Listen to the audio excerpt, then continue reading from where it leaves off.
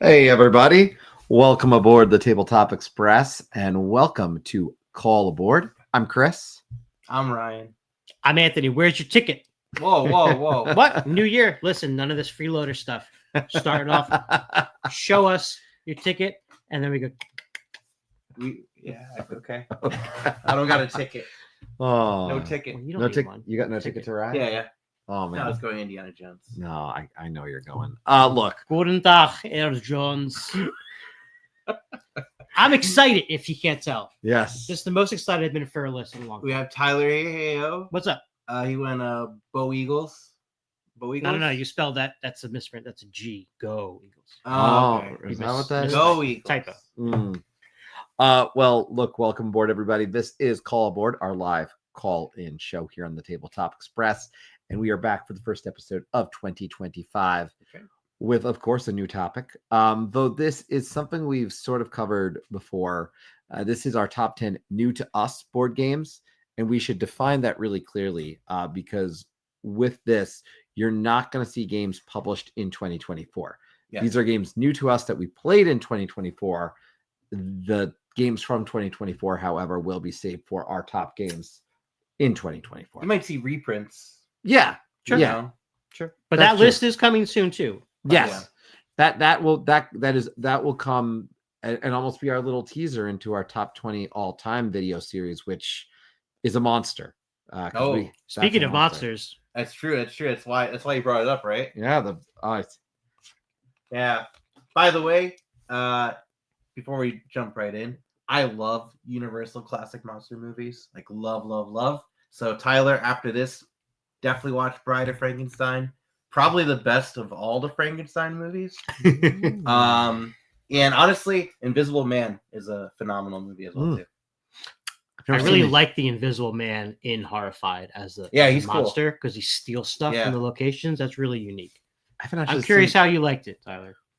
I haven't seen Invisible Man. No? No. Oh, it's great. I've seen I have them all Bride. on Blu-ray. I've seen Bride of Blu-ray Frankenstein. player. Yeah, I do. All right. I have an Xbox After this. So there we. Well, welcome everybody. So here's the way this works. We have our magic board that has all of the games that we have selected here. Our top 10. Our top 10. Now, if you want to call in and be part of the show, call-aboard.com and just drop your Discord name in the chat after you come in there. That's on the your back ticket. end. That's your ticket. If you're not on Discord, no big deal. You can still get into the Discord for that. But with that in mind, call in. And if you do happen to mention one of the games that is on our list, we will bring it up. Yeah. So, Feud style. and of course, you can always mention a game you think might be on here in the chat, and that will certainly also prompt us to bring those up on the board. Mm-hmm. That's a harder one for people to guess unless they were involved with that play and it was kind of like made known to them, right? As opposed to them guessing, To your be- top whatever favorite game. Well, if they're on our Discord and they see us hyping up the That's game, true. That's true. Which, by the way, we have a Discord. Join it. It's fun. We have a great time. And Tyler said he posted a little bit about his thoughts on Horrified, so I will check that out in the There you Discord go. after the stream Fantastic. and respond accordingly. Fantastic.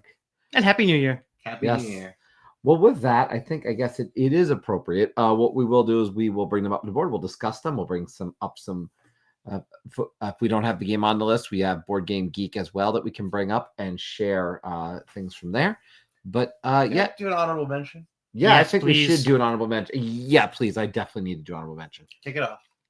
Do you want to start? I think we both agree on this. Well, you see, here's the thing. So this was not an easy list to make. It was No. a very fun list to make, but there was Yes. there was a lot to choose from, and there was a couple times where I just totally forgot stuff, and then tried to squeeze it in, and that happened again, like I don't know, 10 minutes ago. Like on the drive here, I was like, oh, I forgot about blah blah blah, and so then I told these guys, and so there was some shifting around.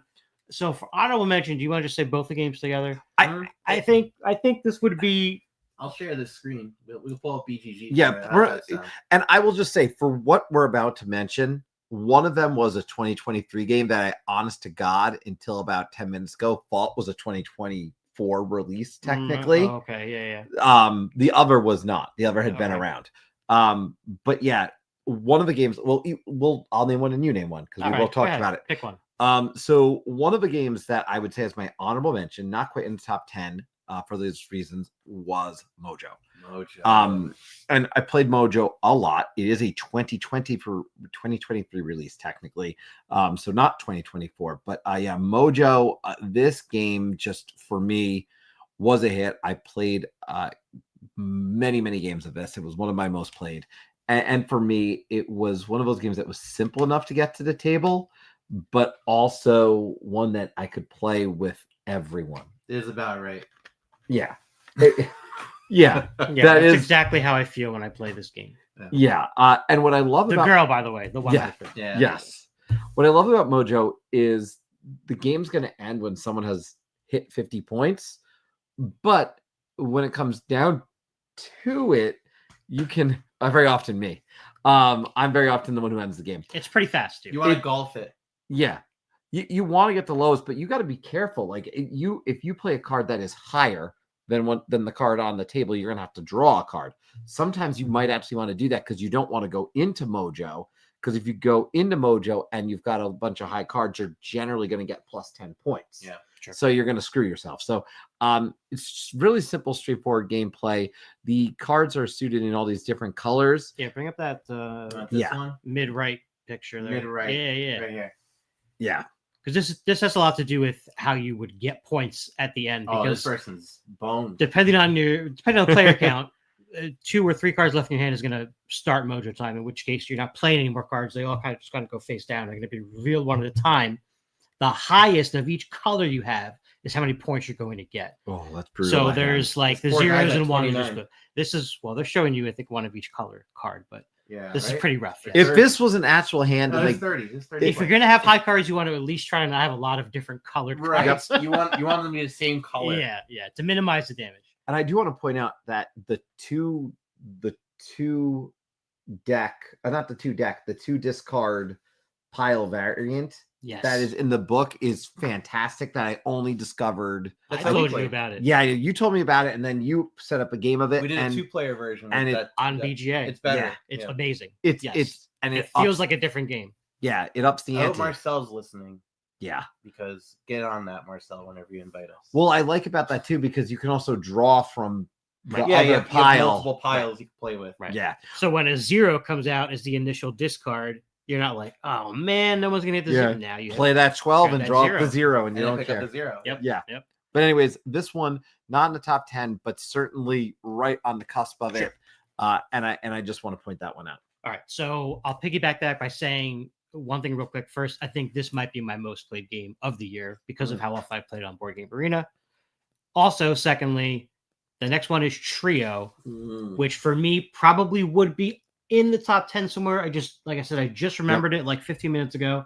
So I didn't want to squeeze it in somewhere, just like willy-nilly and mess it around, but it would be up there somewhere. It's really good game. It combines this sort of like classic memory matching game from that, that are still made as like kids games all the time. Yep. And basically Rummy in that you're trying to get a sets of, 3 cards to make a trio. Right. You have all the cards in your hand. You have to arrange them in your hand in order from lowest to highest. And then when it's your turn, you're just going to ask someone or reveal one that's face down in the middle. What is your highest card, Chris? What's your lowest your lowest card? Reveal it. If you then ask a question that will reveal another one of that card, keep going. You got 2. Can you find a third one? Great. You get a trio. If not, cards go back. Try to remember who had that high card, where that 10 was, et cetera, et cetera. Trim down your hand trying to get to the middle, because if you also have those 7s, that's like an automatic win. Yeah, trio of 7s auto and win. Actually, we played this at dinner tonight. My son won. There was 2 7s in the middle, and I had the 7, but I started with a 9 as my highest, followed by a 7. My son realized I had the 7 and unlocked, and then ultimately I revealed where the second 7 in the middle was. And next he ran immediately after me and said 7, 7. Okay, boom. Like he was able to do it, and it was because he had that extra turn. Because he got trio of 7s is so epic. It is epic. This was a really good looking game too. Again, very small, very compact. It even has a sort of variant that you can play. They call it spicy mode for whatever reason. but it basically just adds another way to win. It's not extra complicated. As you can see, some of the cards have another smaller image of another number on it. Right. Yep. So if you get that trio and that matching trio, you can also win that way. So you can win by getting just 2 of them instead of 3. Right. Again, not super complicated. Just you're play pairing the them regular up. way once or twice, and you can then switch to that.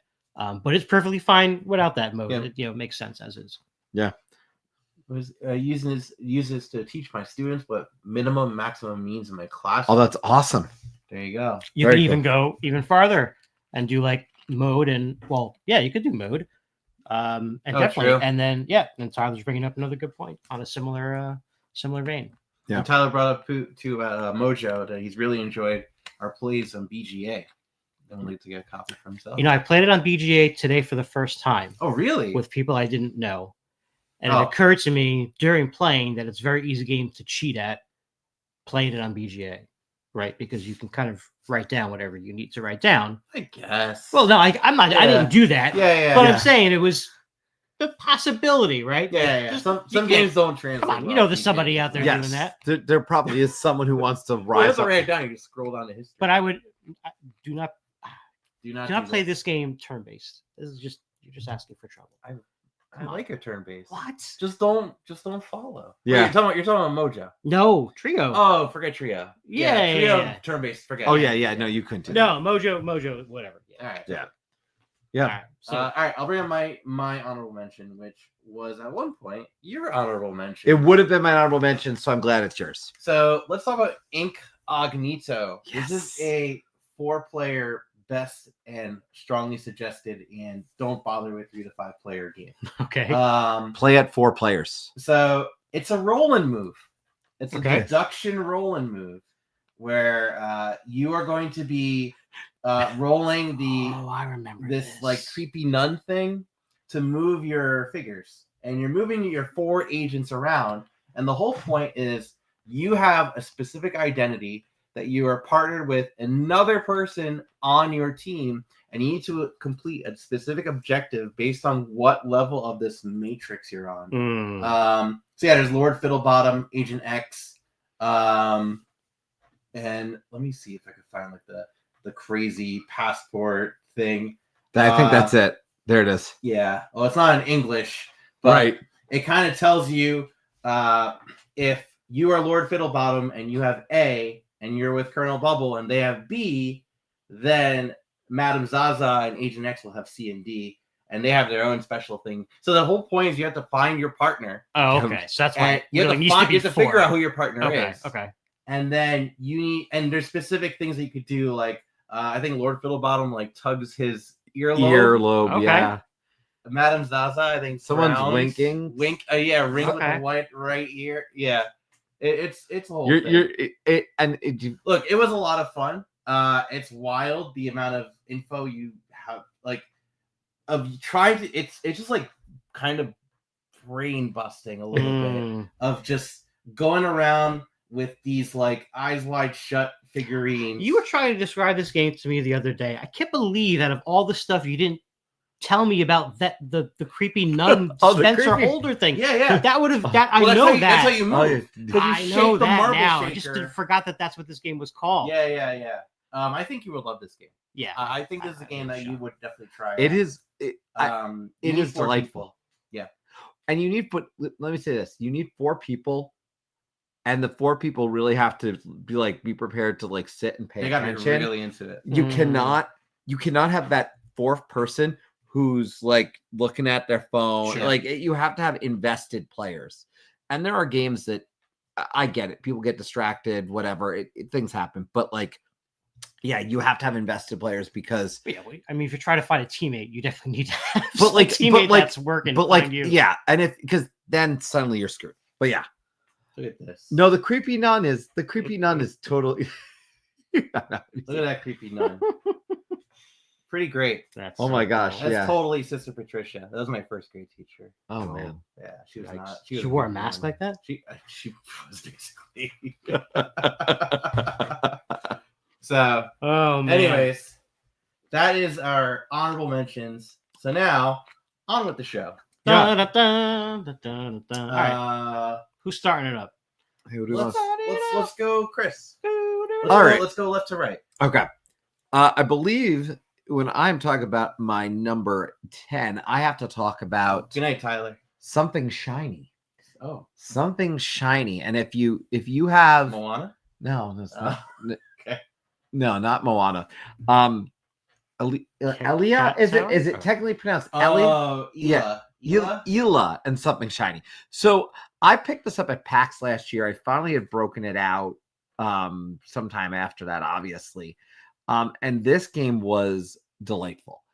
And it did something that I found I found it really impressive how immersed I was in this game with every level, because every time you get past one part, there's new sets of cards.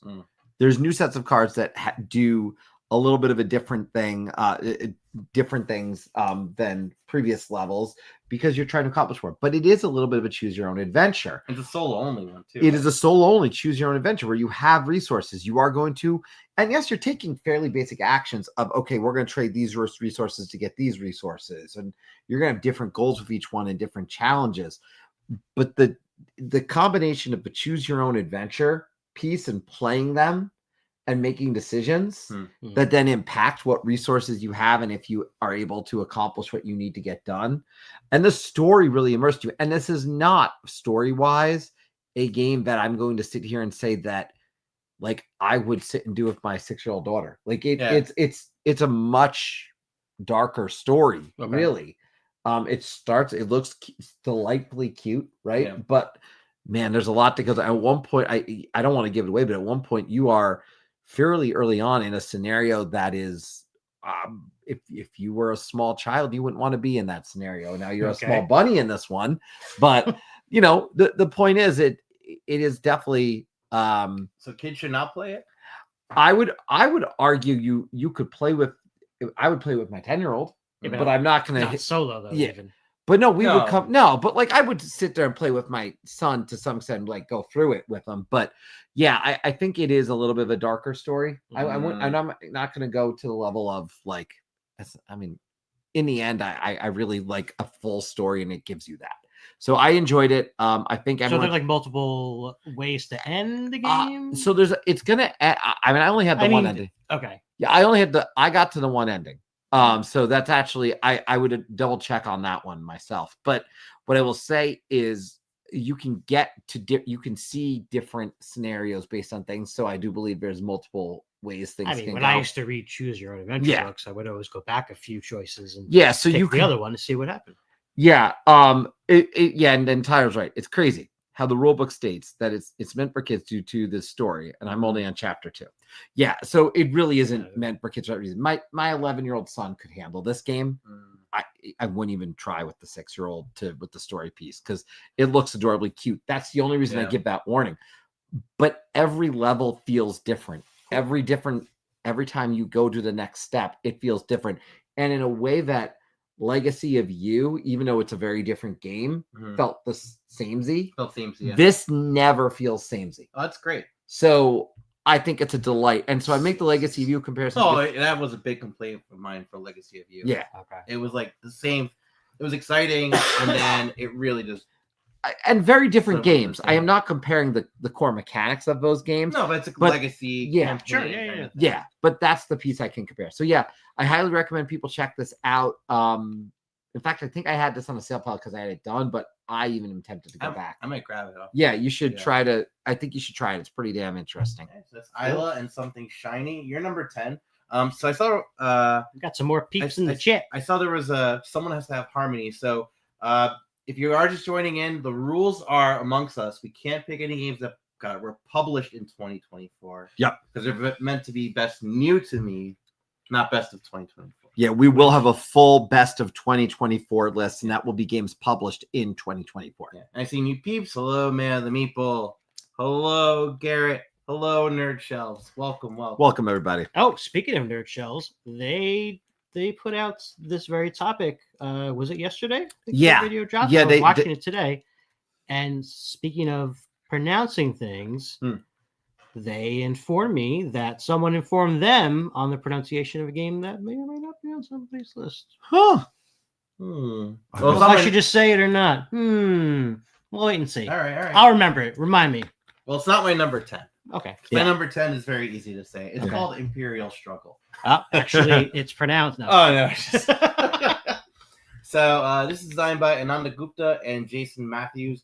This is effectively the sequel to the dominating Twilight Struggle, which I don't know if you guys ever played Twilight Struggle. Nope. It's a 2-player only Cold War board game. It takes about 4 hours. Pretty great. It's a really great game.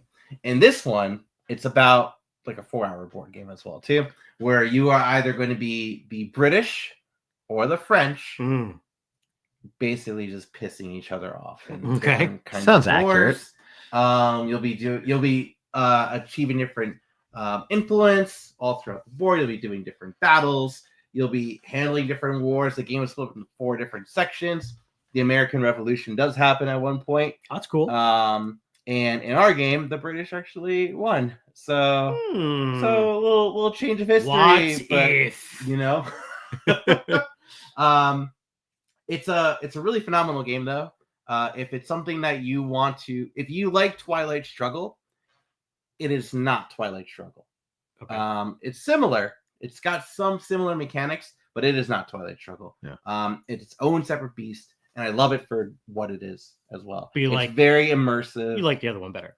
No, I like this one Oh, better. you do? I like this one better than Twilight Struggle. Interesting. I like them both. Okay. I have both in my collection, but if I were to play this kind of game with someone that's really into like the history of it, Sure. yeah, I mean, Yeah. by all means. It's definitely not one I would. Now the thing with like this game and like Twilight Struggle has a giant community behind it, where there's people that play Twilight Struggle, and like you are not going to win.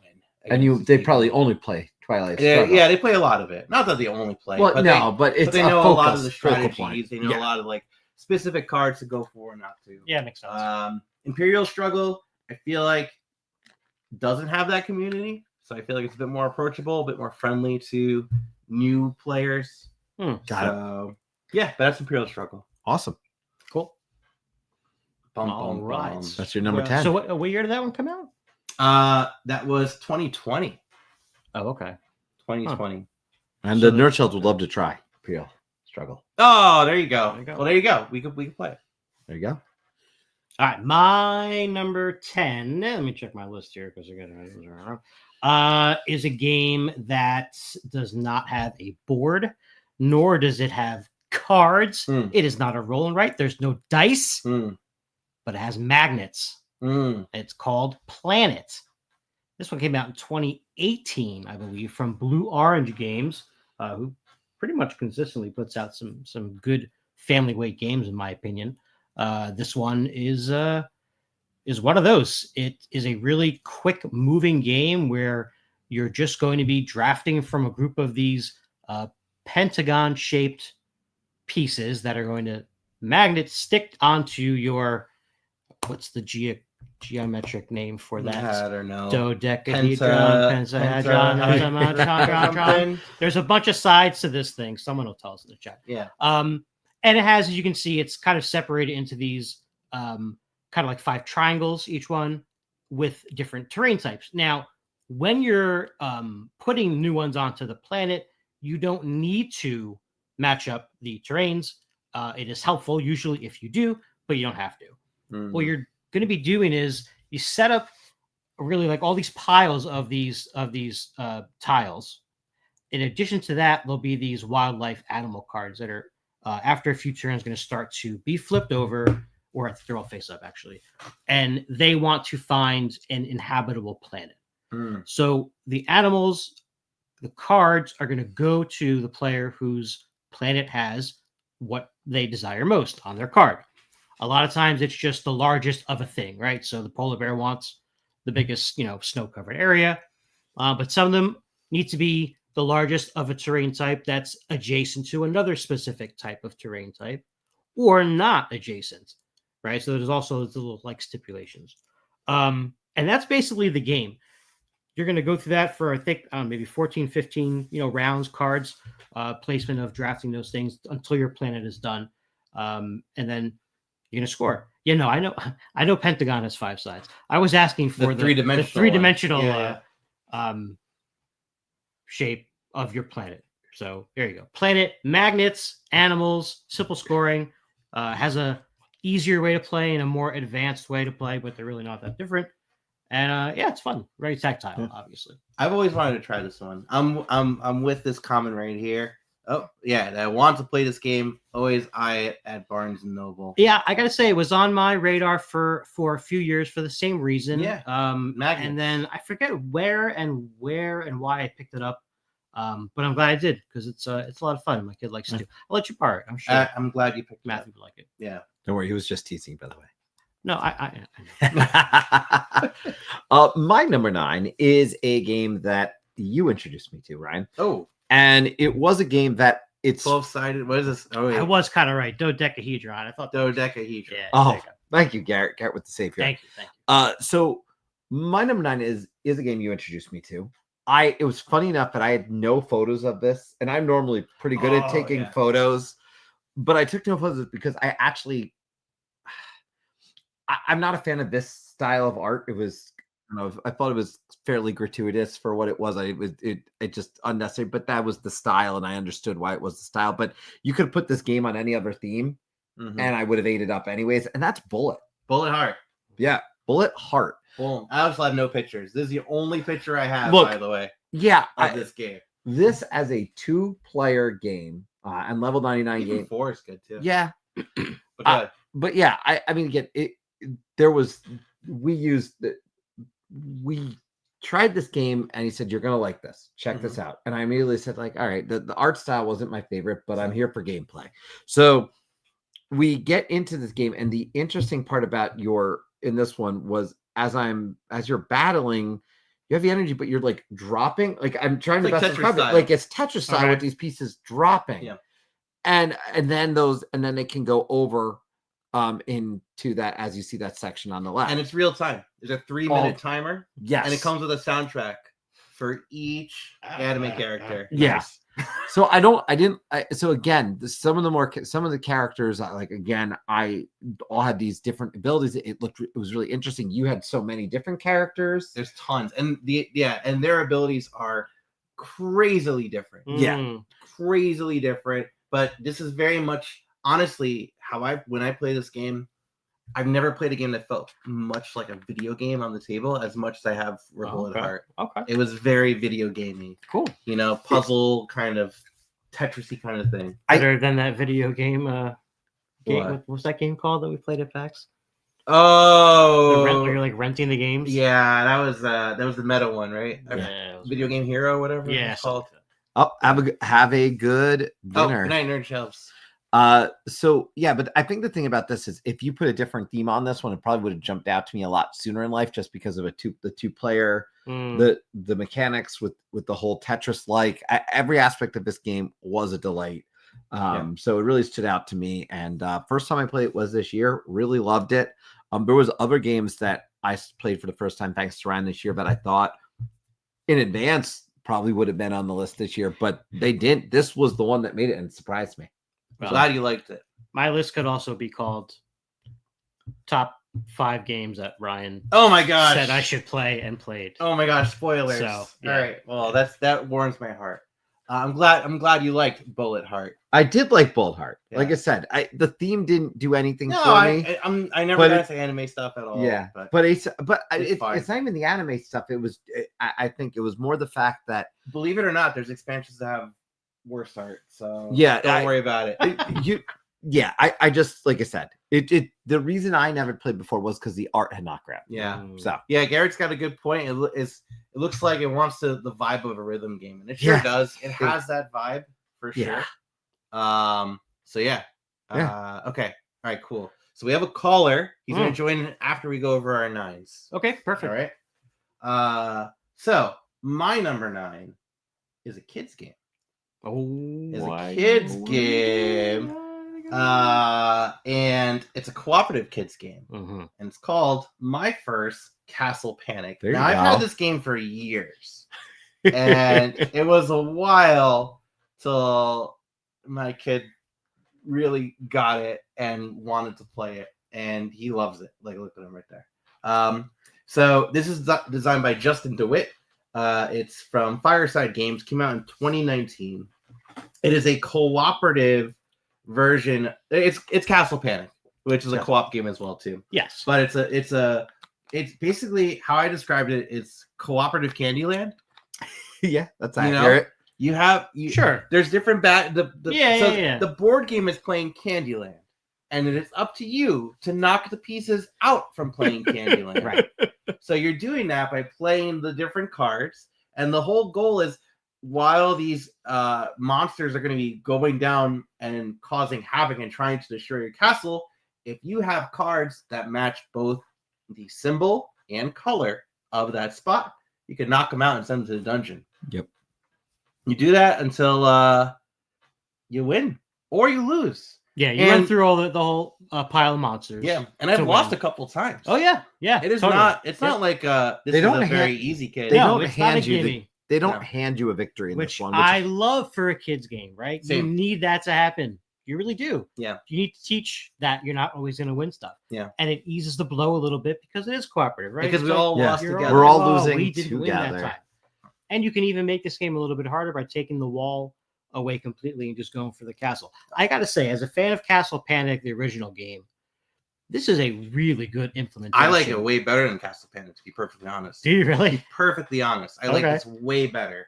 I feel like because it's at that level where I'm just playing. I'm playing with my I mean, kid Castle and- Panic always a kind of verge on kind of looking like it was kind of a kid's game. So I Yeah. get that. for sure. And with my first Castle Panic, it is a kid's game, and it's a very approachable one.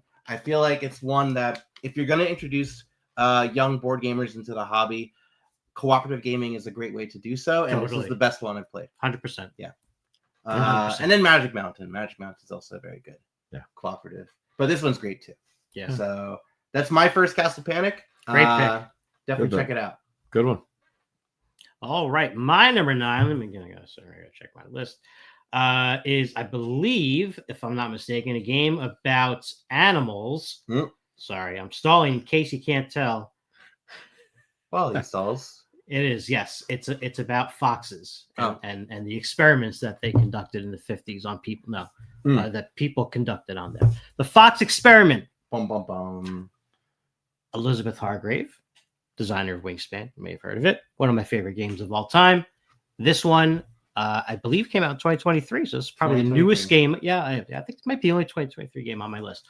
But I love when a game like introduces me to something I had no idea existed before. And this is an example of that. The Fox Experiment was real things that happened where Germans, I think it was, were trying to really, they weren't like doing harsh experiments on them by any means. They were more experimenting with like how to breed them and trying to sort of optimize the friendly traits of the foxes to essentially the end goal being domesticate them to have them around as pets, which is a really interesting concept. So, the fact that I didn't know that was a thing is cool to me when I find stuff out like that. The gameplay is rolling a whole bunch of dice and trying to match up these symbols to make better foxes to then get you points later to use them to make even better foxes and such.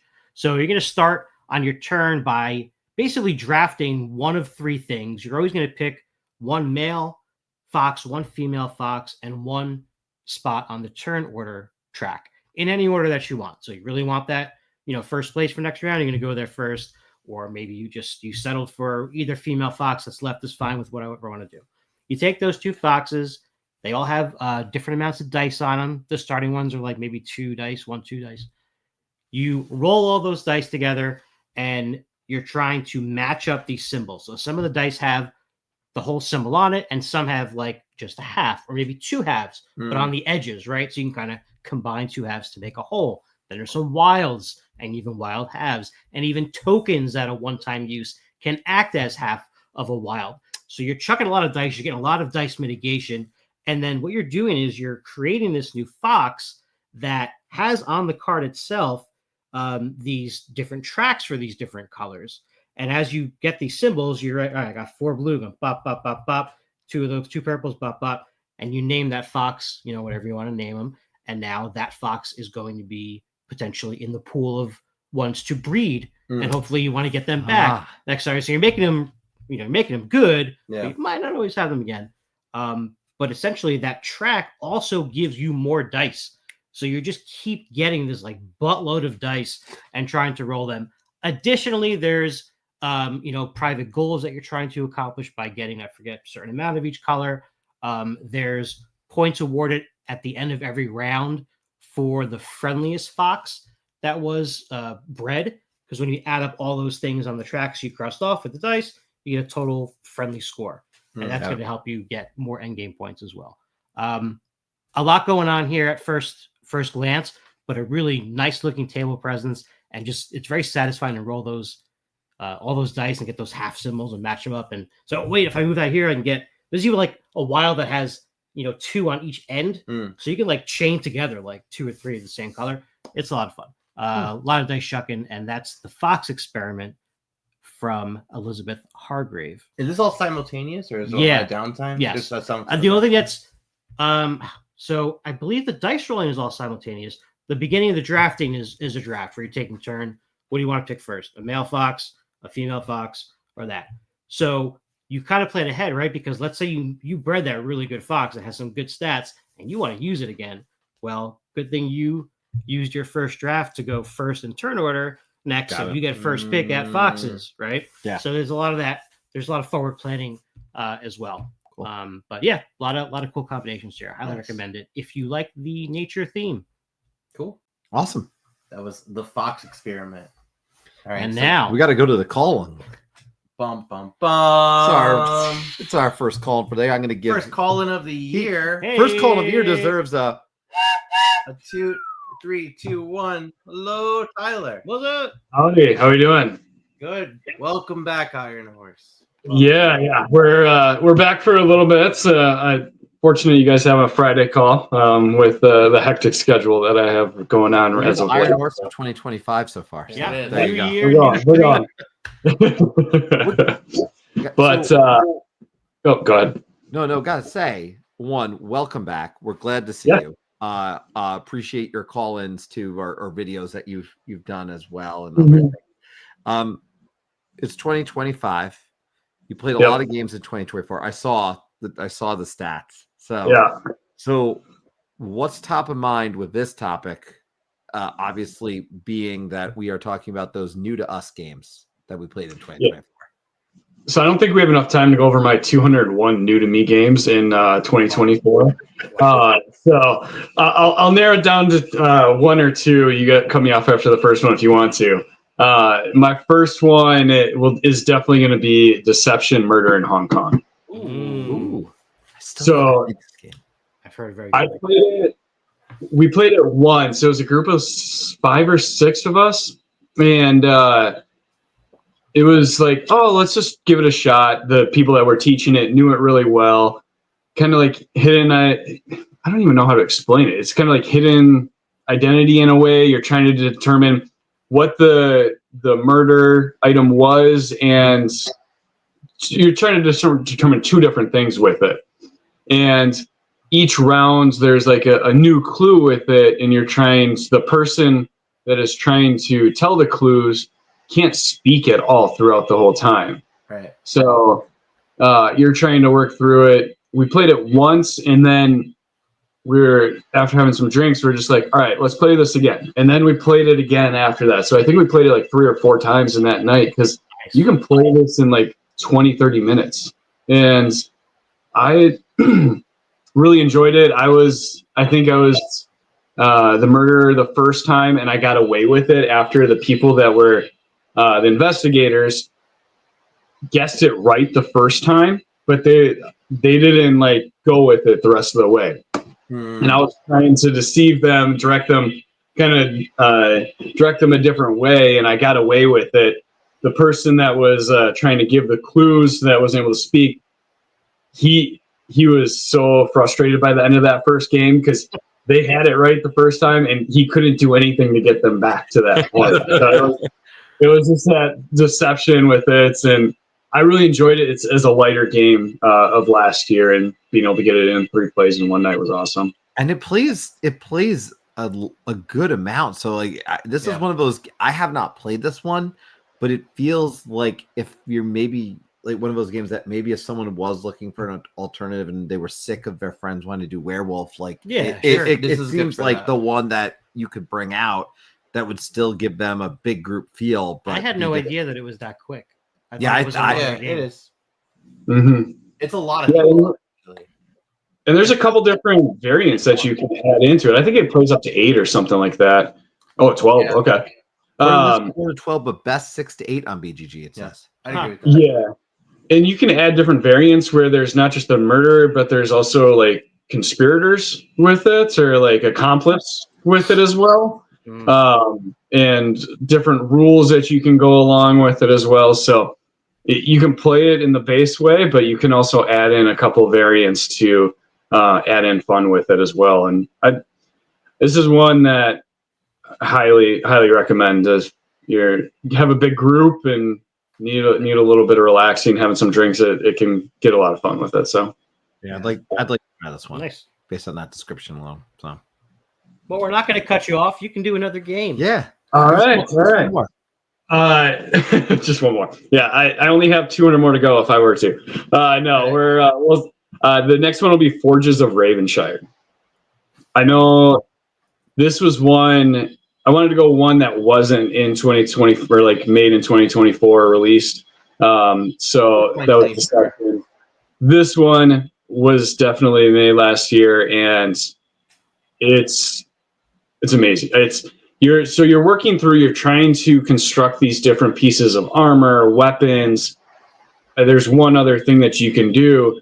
It's a little bit of a table hog, as you can see, but there's a combination of like dice rolling that you're trying to do, and then there's different spots on the board where you can.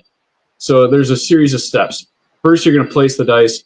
You're going to take the reward or take the action that is on that spot where you're placing the dice, whether it's gaining materials, gaining different cards to then place in your guild, which you'll eventually then run when you retrieve or when you take a dice back.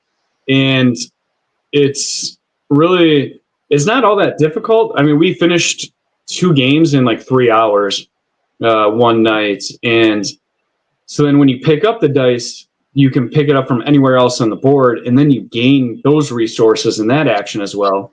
And then you place it. If you see the like orangish, green, and purple there, that's where you're going to place the dice that you just picked up, and you're going to run that guild essentially to then do those actions on there or gain those resources. So you're always doing something throughout the game, and you're working through to try to get the most resources to then construct those different armors, weapons that are going to get you points. And points is just essentially gold throughout the game. And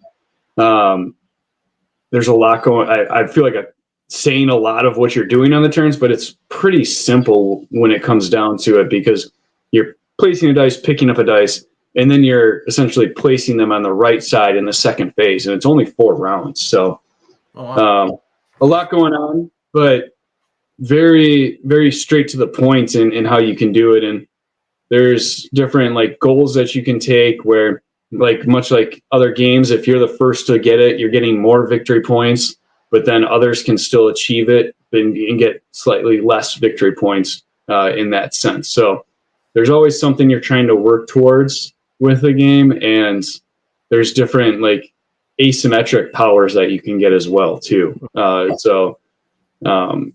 Different starting capabilities or different powers throughout the game that are pretty neat, that can actually, some of them are a little OP, but that's here or there to figure out.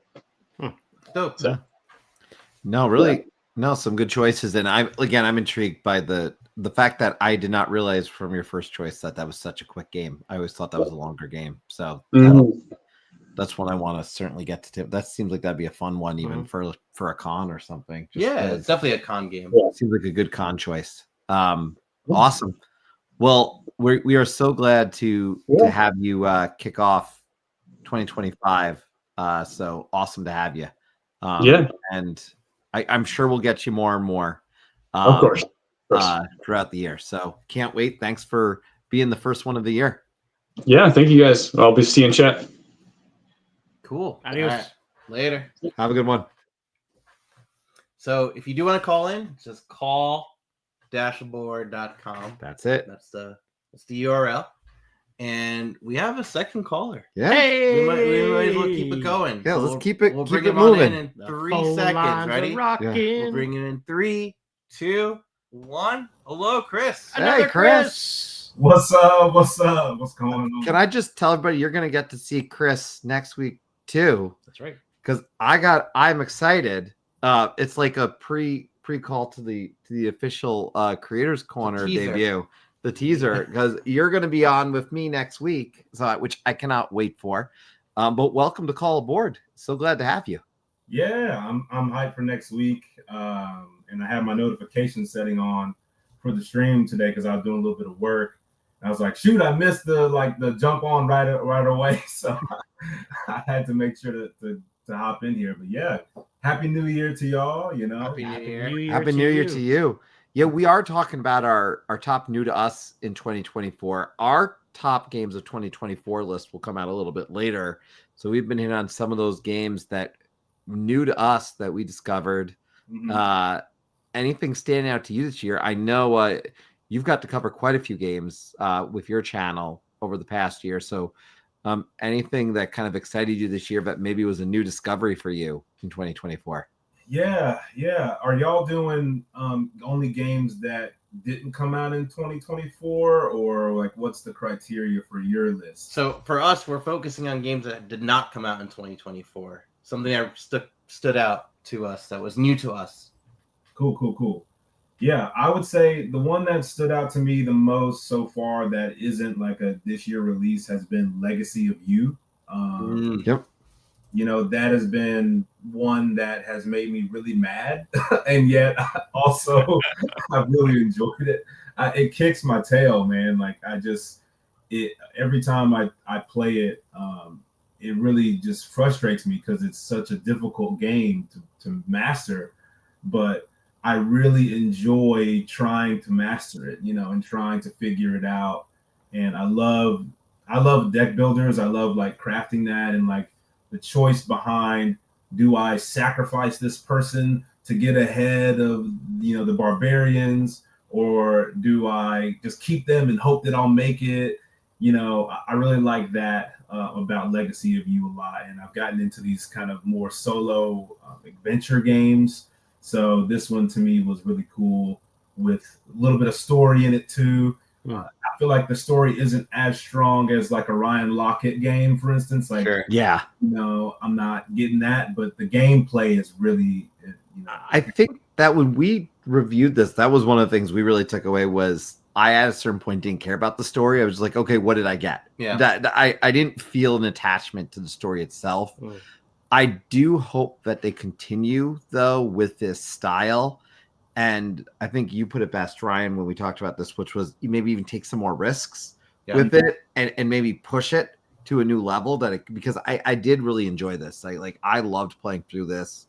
I think I beat it in 11. Like I think I got through in 11 games. Nice. I think in mine 11 or 12. Because it does ramp up a little bit, obviously, as you're going on, right? But especially some of those barbarians that come out towards the end are annoying, to say the least. That's being polite. But I do hope they continue with this, because I know they're coming out. They're going to have the new, essentially the sequel to Hadrian's Wall without it being a direct sequel. Oh, right. Yeah, so which I'm incredibly excited about. But I hope they make a follow-up to Legacy of You that pushes that narrative and maybe makes it even, dare I say, expandable, or just like adds some additional replayability. Because the one problem with this is once I've gone through it, I didn't have much of a strong desire to go back to it like second for a third time, you know. So which is not the intent, but I would love if there was ways to do that. Yeah, Chris, how far along are you in this campaign? I am about like a little bit past halfway. Cool. So I've won and lost like both 3 times, I think. Okay. Yeah.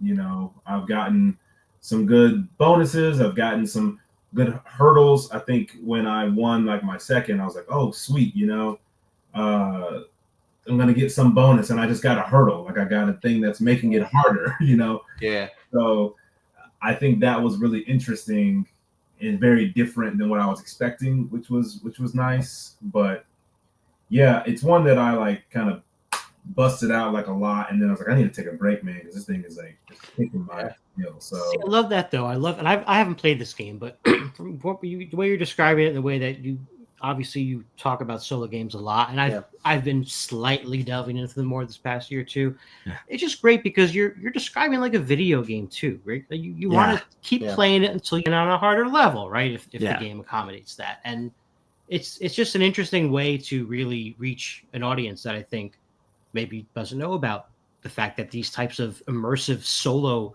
board games exist. Yeah. That's actually, I love that concept though, of something like this that then has like, okay, you beat it at this level. Here's the second deck that is level 2. And then here's another one that's level like, because then suddenly you've made a significantly more immersive game because now I've got a, and you can introduce new almost like with legacy games that introduce new mechanics along the way. You could introduce new mechanics at every level hypothetically, but I'm with you. I did really enjoy this one. I did end up selling it because after having beat it, but it's in good hands. I'm pretty sure Marcel has it. Oh yeah, I'm pretty sure Marcel has it. So Marcel will be watching at some point, and he'll confirm that he's the one who owns it now. But yeah, I mean, it'll probably pass around the Tabletop Express Discord at this point. So there you go. Yeah. Anything else you played that stood out? And any other, room for one more for sure. If there's anything that you got on your mind. I mean, the one that comes to my mind that I think it did release this year technically, but I got it at the end of 23 was Fractured Sky. So from Ivy Studios. Yeah. That is one that I absolutely adore. It's one of my favorite games to play in general. I love the ability, like it was kind of a hog at first, like trying to figure out exactly how gameplay worked, right? Like their games always have a little bit of that extra complexity to it. But once I just sat down with the rule book for a second, I mean, it is incredible. Not just from a whole production standpoint, but the game of figuring out how to do the hidden bidding and the satisfaction of the magnetic pieces on the board and like the visuals of it. It's absolutely incredible. So I love this game a lot. And so that was kind of like my big 2024 game. And this kind of reminds me of Skyrise that Roxley just kind of released. Like it's got sort of a hidden bidding element to it. Skyrise, they chain up and everything according to adjacency. This is not adjacency, but you do get bonuses for adjacency and things like that. So they've got some similar mechanics. So I'm really excited to check out Skyrise for this year. But Fractured Sky, that was my big one for 2024.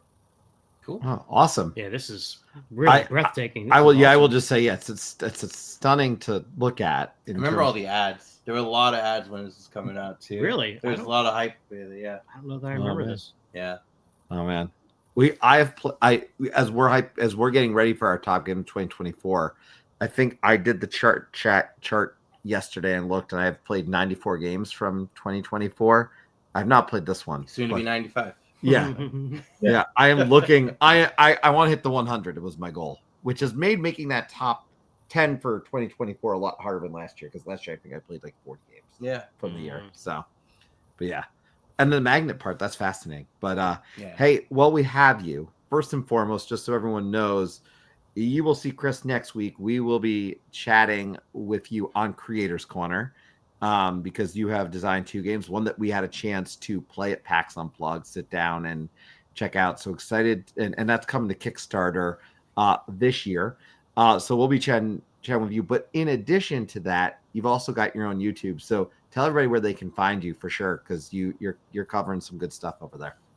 Yeah. So I'm on YouTube over at The Nerdy Soul. I do shoes and board game reviews. And so I do a little bit of everything. I'm also going to kind of bring in some cool ideas that I'm just going to have some fun with, basically anything under the nerdy spectrum. So I'm going to do some most anticipated TV shows and movies for this year and pair those with board games that you can Nice. I like it. enjoy a thematic night for yourself. So that's something that me and my friends do here in Memphis. Like, we went and saw the movie Beekeeper and played Apiary afterwards. Like, Okay. Yeah. So going to try to give some people like some things that they can do some cool collabs with for things outside of just board games. They can kind of do. I may on this list tonight, without giving it away, have something that pairs well. Ooh. Oh. I'm just gonna say Okay. I have a good pairing, I think, on For this a list movie? tonight. For an upcoming Movie or TV show, yes. Yeah. There's just saying. All right. Okay. You may know. You guys may already know immediately what that is, actually, but Because I kind of want to do this thing where I ask people like, "Hey, send me your favorite game and movie like that could go together," and I could put it on the video. So. oh yeah. Well, definitely, I'm going to encourage people to check it out, and then I've come back next Wednesday. On Wednesday, we will be chatting, and I cannot wait to talk a little bit more about some of your designs and your process. So, thanks for calling in. Be part of the show tonight here on a Friday night, which is not, especially because it's a very different night for us. Yeah, we So, don't do Fridays. Nope, not normally, but It feels so weird. it does feel different. But thanks for calling in, Chris. And yeah, I will see you in just a few days. Yes, sir. Good to see y'all. Have a great night. Adios. Peace. In the chat. All right. So I guess we get right back to his list. Thank you to everyone who's called. Remember, call-board.com to call in and be part of the show. Thanks to everyone who's called in already. Love it. So my number 8 is one that has been out. I forget the year this was initially published. It'll come up when we click it, but it is a game that I had always been interested in, but because it was one that you would play through and then be done. Yeah. I wasn't always into those. Legacy. Yes, I've gotten much more into the legacy games over time. We talked about Legacy of You, which I had enjoyed, and other things. My number 10 tonight was that same type of thing. This one is My City. And so I had a chance to try this one out, and again, I enjoyed this one quite a bit.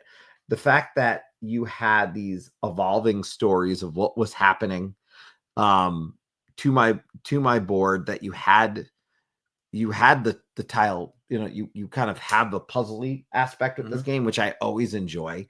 And it honestly, it was one that, even though that I knew what was happening if I played this again, I actually realized, man, I could totally feel like wanting to come back to a game like this. I played it a couple times already. Yeah. It's great. And so for me, it surprised me in that way that, oh man, I could take a break from this and come back, and great. Yeah. There's also kind of the roll and write or draw and write version of this now as well. But again, My Cities, it was really, I think, a welcome surprise to me. But as I've grown into more of that legacy space, I'm not completely surprised here in 2025 to say that, yeah, this game was a delight. I highly recommend people check this out. I think there is replayability, actually, just because you do take a break. It's going to come, but it's a pretty straightforward and welcoming game because it eases you in. And that's the one thing that I thought was really cool, because the scoring I didn't struggle with at all, but I looked at it and I tried to look at it from a different perspective.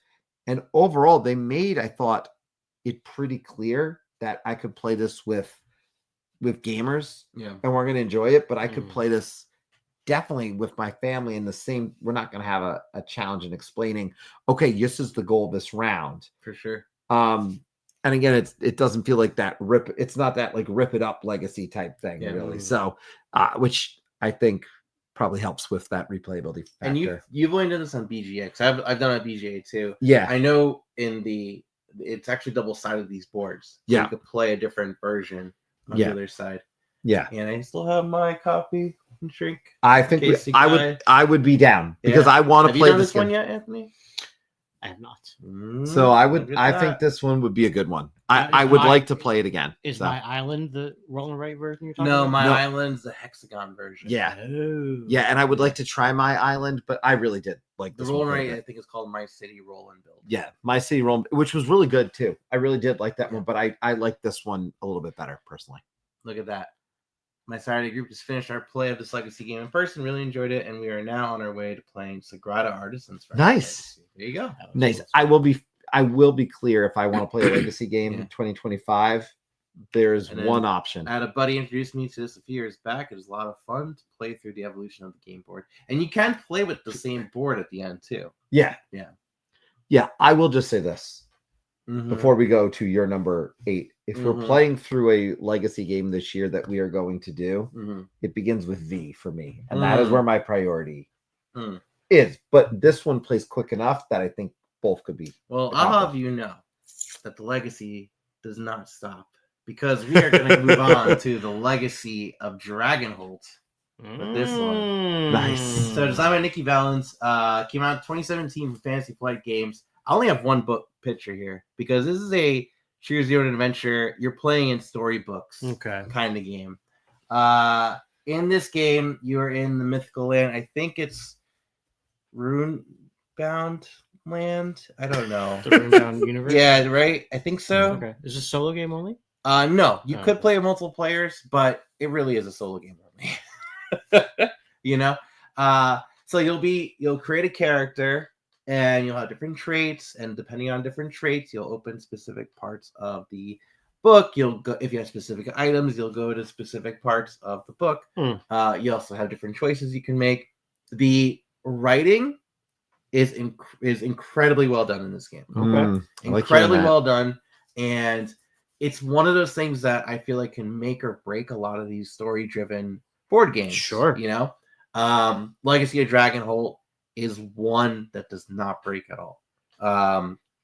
There's a lot of really cool things. I don't want to give any spoilers away. Yeah. But there's a lot of really cool things on how specific things are handled in this game, and how your character grows and progresses. I do want to try it again with a totally different character, but it's also one of those legacy games that after you're done, you'd be like, here, you try it out. Yeah, I was going to ask, Yeah. could you hand this to me now and then I could do it and have could. my own experience? I Like could.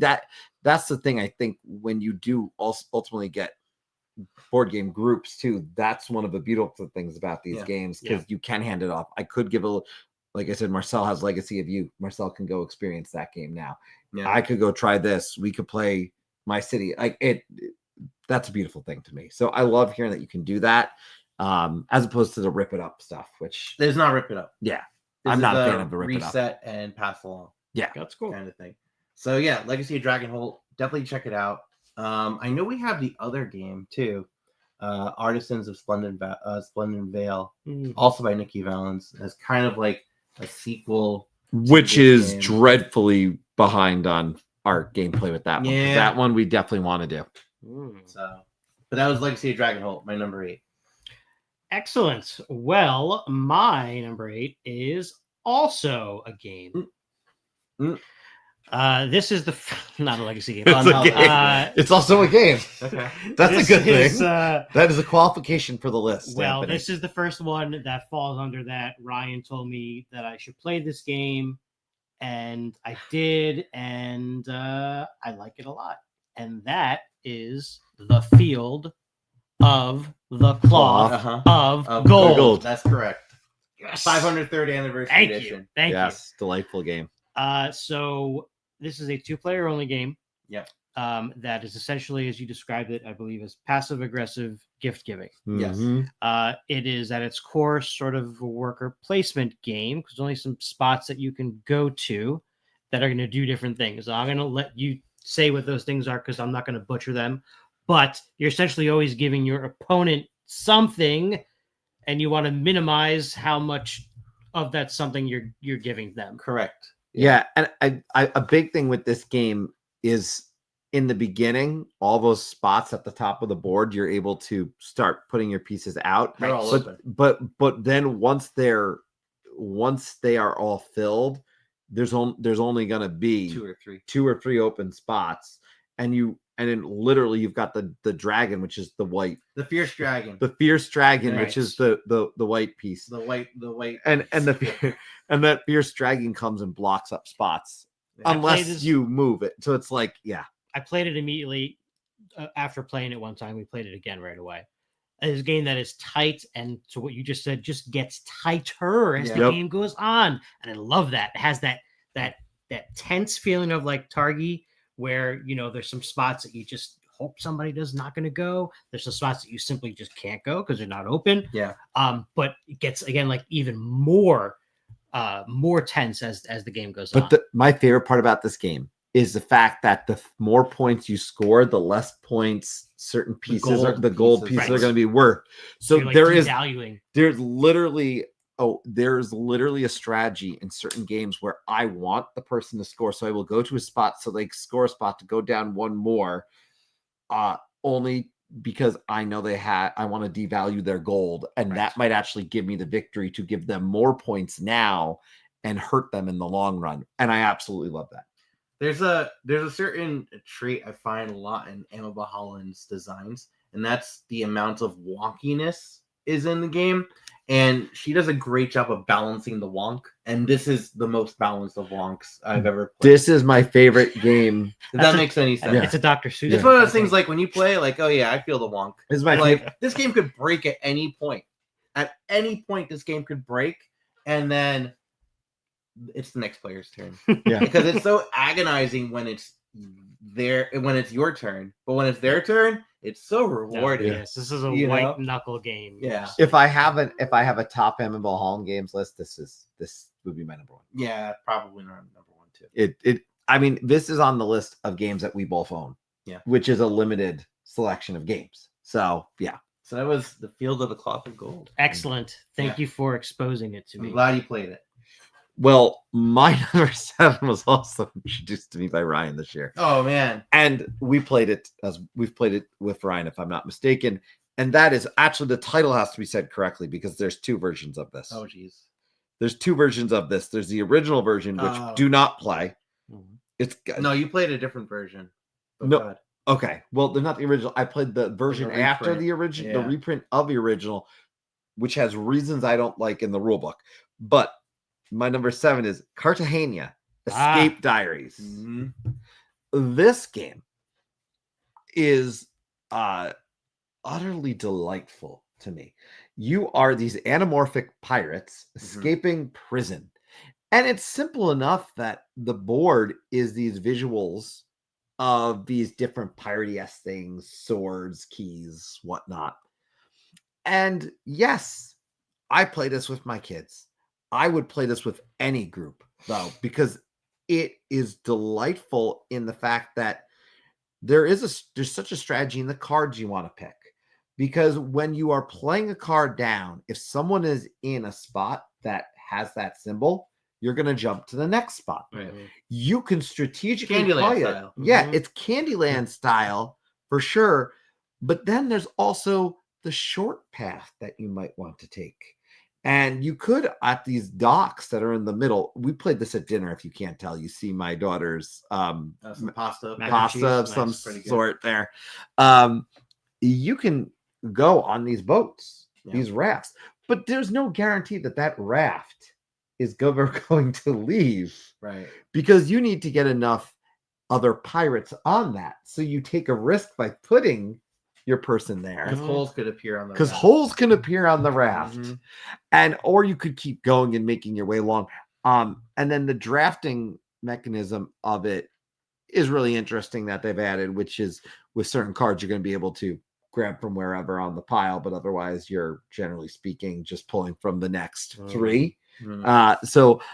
It's really, I really enjoyed this, and I've had so much fun playing this game. Leo Colavini has done some great stuff, but this is one of my favorite Leo Colavinis, quite frankly, just because I could put this on the table and play it and just laugh at laugh at moments where someone plays the thing and I realize, crap, I just did that, and now that person can jump 5 spaces down.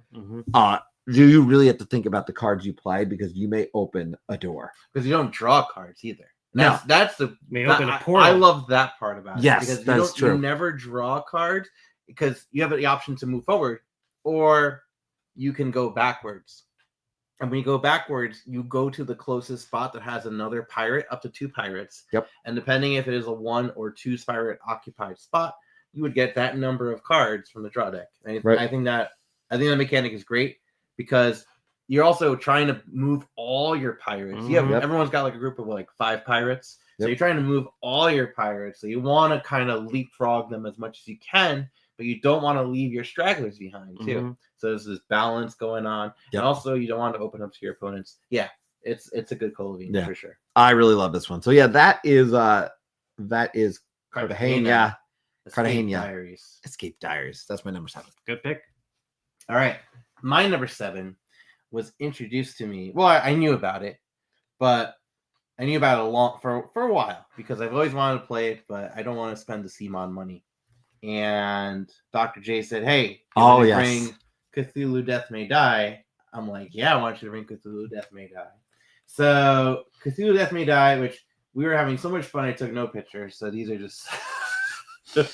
I had pictures of this. Did you? You should have asked me. I okay. totally had pictures of Oh this my too. gosh. Okay. Well. Anyways, I didn't want to spoil the list. So, Zyba Rabdavio and Eric M. Lang. This is a pulpy Cthulhu kind of game where everyone is Shoot 'em just up. like, main character craziness and just going and just shooting up and blasting and doing all that kind of fun slamming stuff, which I like doing in Arkham Horror, the card game. But Cthulhu Death May Die for sure is my favorite of the physical, like move the miniatures Minis, kind of yeah. thing. Better than Arkham Horror, better than Eldritch Horror, and all that stuff. So I had a lot of fun. I was knockoff Indiana Jones. You were Lizzie Borden. Yep. You were Rasputin. Yep. Right? And who was Tyler? I forget who Tyler was. But I loved that we all had different weaknesses, and my weakness was I was a codependent, and I couldn't be. Oh my god. I could not be without Tyler. Why did I say Tyler? Dr. J. Dr. J. Yeah, I couldn't be without Dr. J. Tyler, I'm sure you also like this game. So I cannot be without Dr. J. I was, stuck along with Dr. J. It was fun. We made it harder for ourselves at one point, We did make it harder, but we also ourselves. technically lost before we also realized technically it, lost because Barrows died. before the big bad. There was before- like 8 things attacked me at once. I was not going to win that scenario. Chris, That was your heart was not in it. my heart. Just admit it. My heart was. You you get a lot of and I was giving the whole CMON thing a bit of a downer because I want everything for it, but you get a lot in the base game. Yeah. And we just played the base and game. it was GI. It was a big base game. Look, Tyler has a love-hate relationship with the dice. With this game due to dice Yeah. rolling. Which is fair. So I'll tell you this. I've played a lot of these kinds of games. I'm not gonna if it goes in my collection, that's cool. But there's other games in my collection that already do this too. Like I would do Hellboy the board game. Yeah, you were very talking about that. similar. Yeah, Hellboy the dice game. Hellboy the dice game I would avoid play. never mention 1 that star. again. It's for sale by the way. So yeah, That's a great. that is Yeah, really. Cthulhu Death May Die. Take my money now. A phenomenal game. One I won't say no to playing. And that's Yeah. it. Awesome. I enjoyed this as well. Didn't make my list, but I like it. Yes. All right, what are we on here? Number 7, 7. which is technically my number. Oh crud! Uh-oh. My number what? What happened? My picture that you sent me doesn't have my number 6 on it. Uh-oh. Oh, I know what it is. All right. I know what it is. Show me. I know what it is. It's I'm closing my eyes. Just tell me what it is. It's I an forgot. Just illusion. click the. It's illusion. Illusion. Perfect. Illusion. Fantastic. Yeah. Illusion from Wolfgang Warsh, right? And this is another 2018, I think, release. This is something that is a real little card game, little filler. and I was at my buddy Eric's house, and he pulled it out, just put on the cards on the table. I was like, these are like the type of game you usually don't like. You don't like just like a deck of cards, but it's not a card game in that aspect. Basically, what's happening here is you're looking at these very abstract artwork type of splattered painting things with the 4 colors that you see on there: red, blue, yellow, and green. And it works in a way very similar to like a timeline or card line or those games where you're putting things in order. With this, you're trying to determine how much of a certain color is on that picture. So, for example, in this scenario here, you flip over that one arrow and that's blue, right? So you're looking at that first card, and when it's your turn, you're going to decide if the next card has more or less blue than that card does by putting it, in order. And the next person goes again. So you're just going to see the next card that's going to be there. There's no, face up. At some point, when it's your turn, you may want to challenge the current layout because you think there's something in the wrong spot. And when you do that, it's the big reveal. And it's cool because what you do is you flip over each card, and on the back of the card, it tells you the percentage of color that's in that card. So again, in this example, we're looking at blue. You flip it over and say, okay, this one has, there's 7% blue in this one. All right, next one is 12%. Next one is 15. Next one is, 20. Next one is, oh no, 10. You messed it up. So if you challenge and you were right, and the layout was wrong, you're going to get the point. If you challenge and it turns out your challenge was unfounded and it was correct, the last person who put a card down in the chain would take the point. How many points wins? 3 points wins. 3. That's it. You got to win 3 times. Yeah. And again, for just deck cards, you're not gonna memorize these. These are not trivia questions that you're gonna remember the answers to. These are statistics that, unless you're like Rain Man, you're not gonna categorize this information in the back. And you're not gonna go nearly through the entire deck in one play either. So yeah, this really it hooked me. I picked it up at PAX Unplugged because I really wanted to add it to my collection, and I think we even included on one of our stocking stuffer lists. Yeah, we did it. Put on one of our earlier. Well, I should say later in 2024. So that's Illusion, quick little filler game. It's all about the colors. Awesome. I like it. Yeah. Thanks for saving me. Yeah. Well, I think we are on a roll, and my number 6 is Hamster Roll. Oh. Hamster Roll. Oh my gosh, I adore this game. Where do you begin? Yeah, I in the middle. Can we click These on are the one great all the way on the pictures. right because it's one of my favorite? Oh, it doesn't. Yeah. Oh no, it gets bigger, but it not in the right way. All right, that's okay. That's one of my favorite. I picked this up at PAX Unplugged. You had shown me this game after it came in from your Kickstarter, and at PAX Unplugged they were selling these. They sold out really quick at PAX Unplugged, from my understanding. Yeah. So I was glad I had grabbed it on day one because I didn't do a ton of day one buying. Generally speaking, I don't. But yeah. Hamster Roll. We are placing these different shaped pieces, and they have different colors and different shapes, but it's really about the shape more than anything. Well, different weights too. And they're all different weights, and you're placing them, and you're moving in a single direction. You always have to be going higher and higher. And the idea is you want to shed all of your pieces. Now, this gets hard as you go along, and the wheel starts to turn and roll and pieces fall off. Anytime I've shown this to someone since, it has been a hit. Anthony and I had gone to work with kind of a board game night at one of the local churches. This was a hit with the kids. It was a hit with the adults. This is something that grabs your attention, and it grabs your attention for a reason, because you look at it and you say, what am I doing in It's a this? big wheel. They just see the wheel. That's all they need to see. You sit down and you're playing within 10 seconds, right? There's not a whole lot of teaching that has to go on with this. So yeah, this one very easy to put on the list. It's, I think, a 2000 game. So, but I'm glad this game exists. I adore this, and one of the things you and I have talked about is at some point doing a team game where we have two rolls, two wheels, and it is a team effort to a race. Okay. Yeah. We set up two wheels, and we see which team can get rid of their pieces first. Okay. Yeah. Strategically. So, Interesting. yeah, I love this one. 25th Century Games. So glad you produced this one. So, by the way, Hamster Roll, designed by Jacques Semet, same designer as Cockroach Poker. Yes. Was also on my list at number 4. Oh, There we are. So, yes, we're trying to get to. Yeah, I love this game. Come on, it's a big wheel. I'm glad, Marcel, you asked if anyone wanted anything from this 25th century games purchase, because I'm like, yeah, how about the game with the big wheel? That looks like fun. That was literally what you said, if I'm not mistaken. I'll take the game with the big wheel. So I did, and no regrets. Yeah. No regrets. Love this game.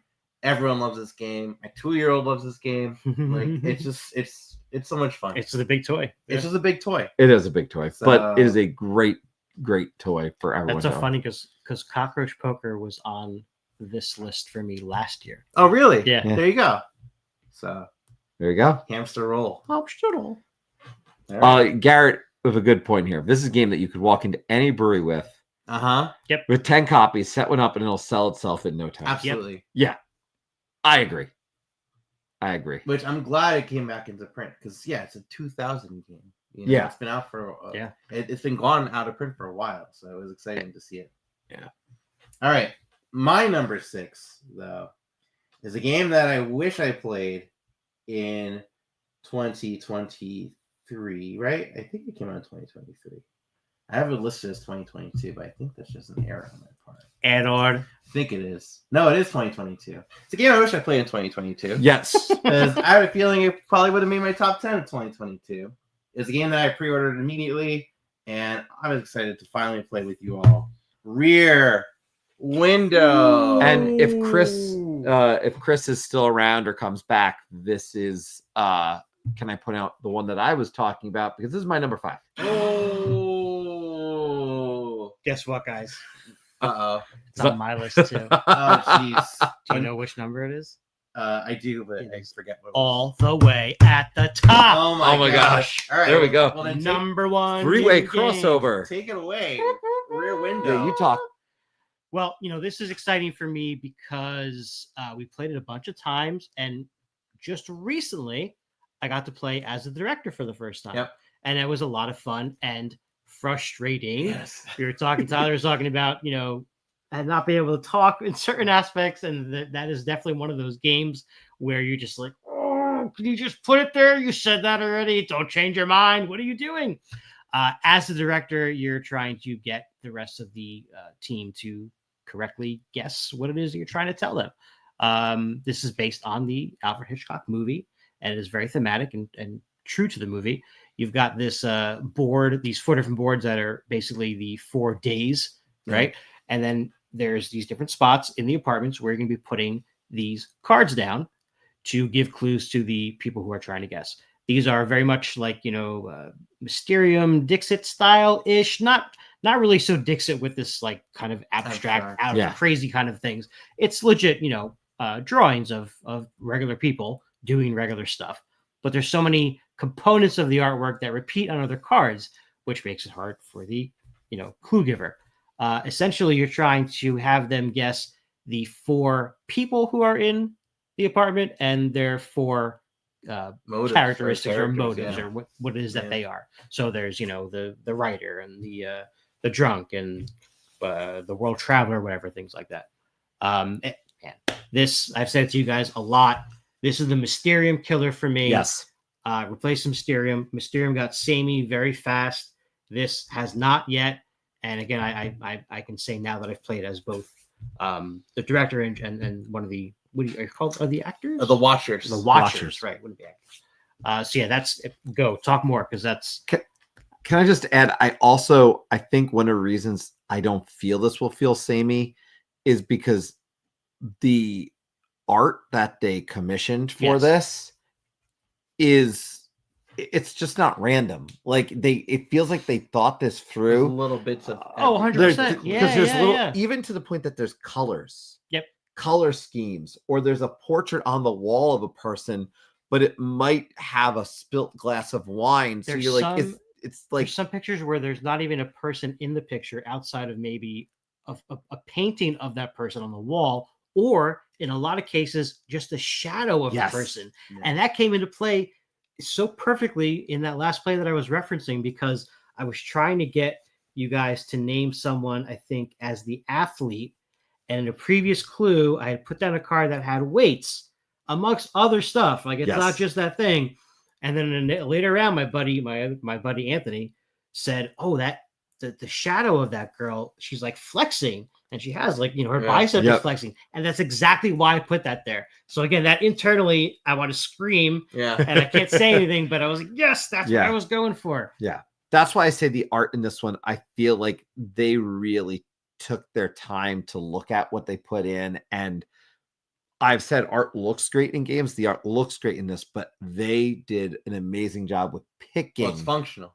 It's functional art, and it's not just random stuff. And I'm not dissing Dixit, because I think Dixit is actually a ton of fun. Oh yeah, no, that's a different. I think it's a different vibe, but totally. but where Mysterium got samey, I think they've avoided that problem there.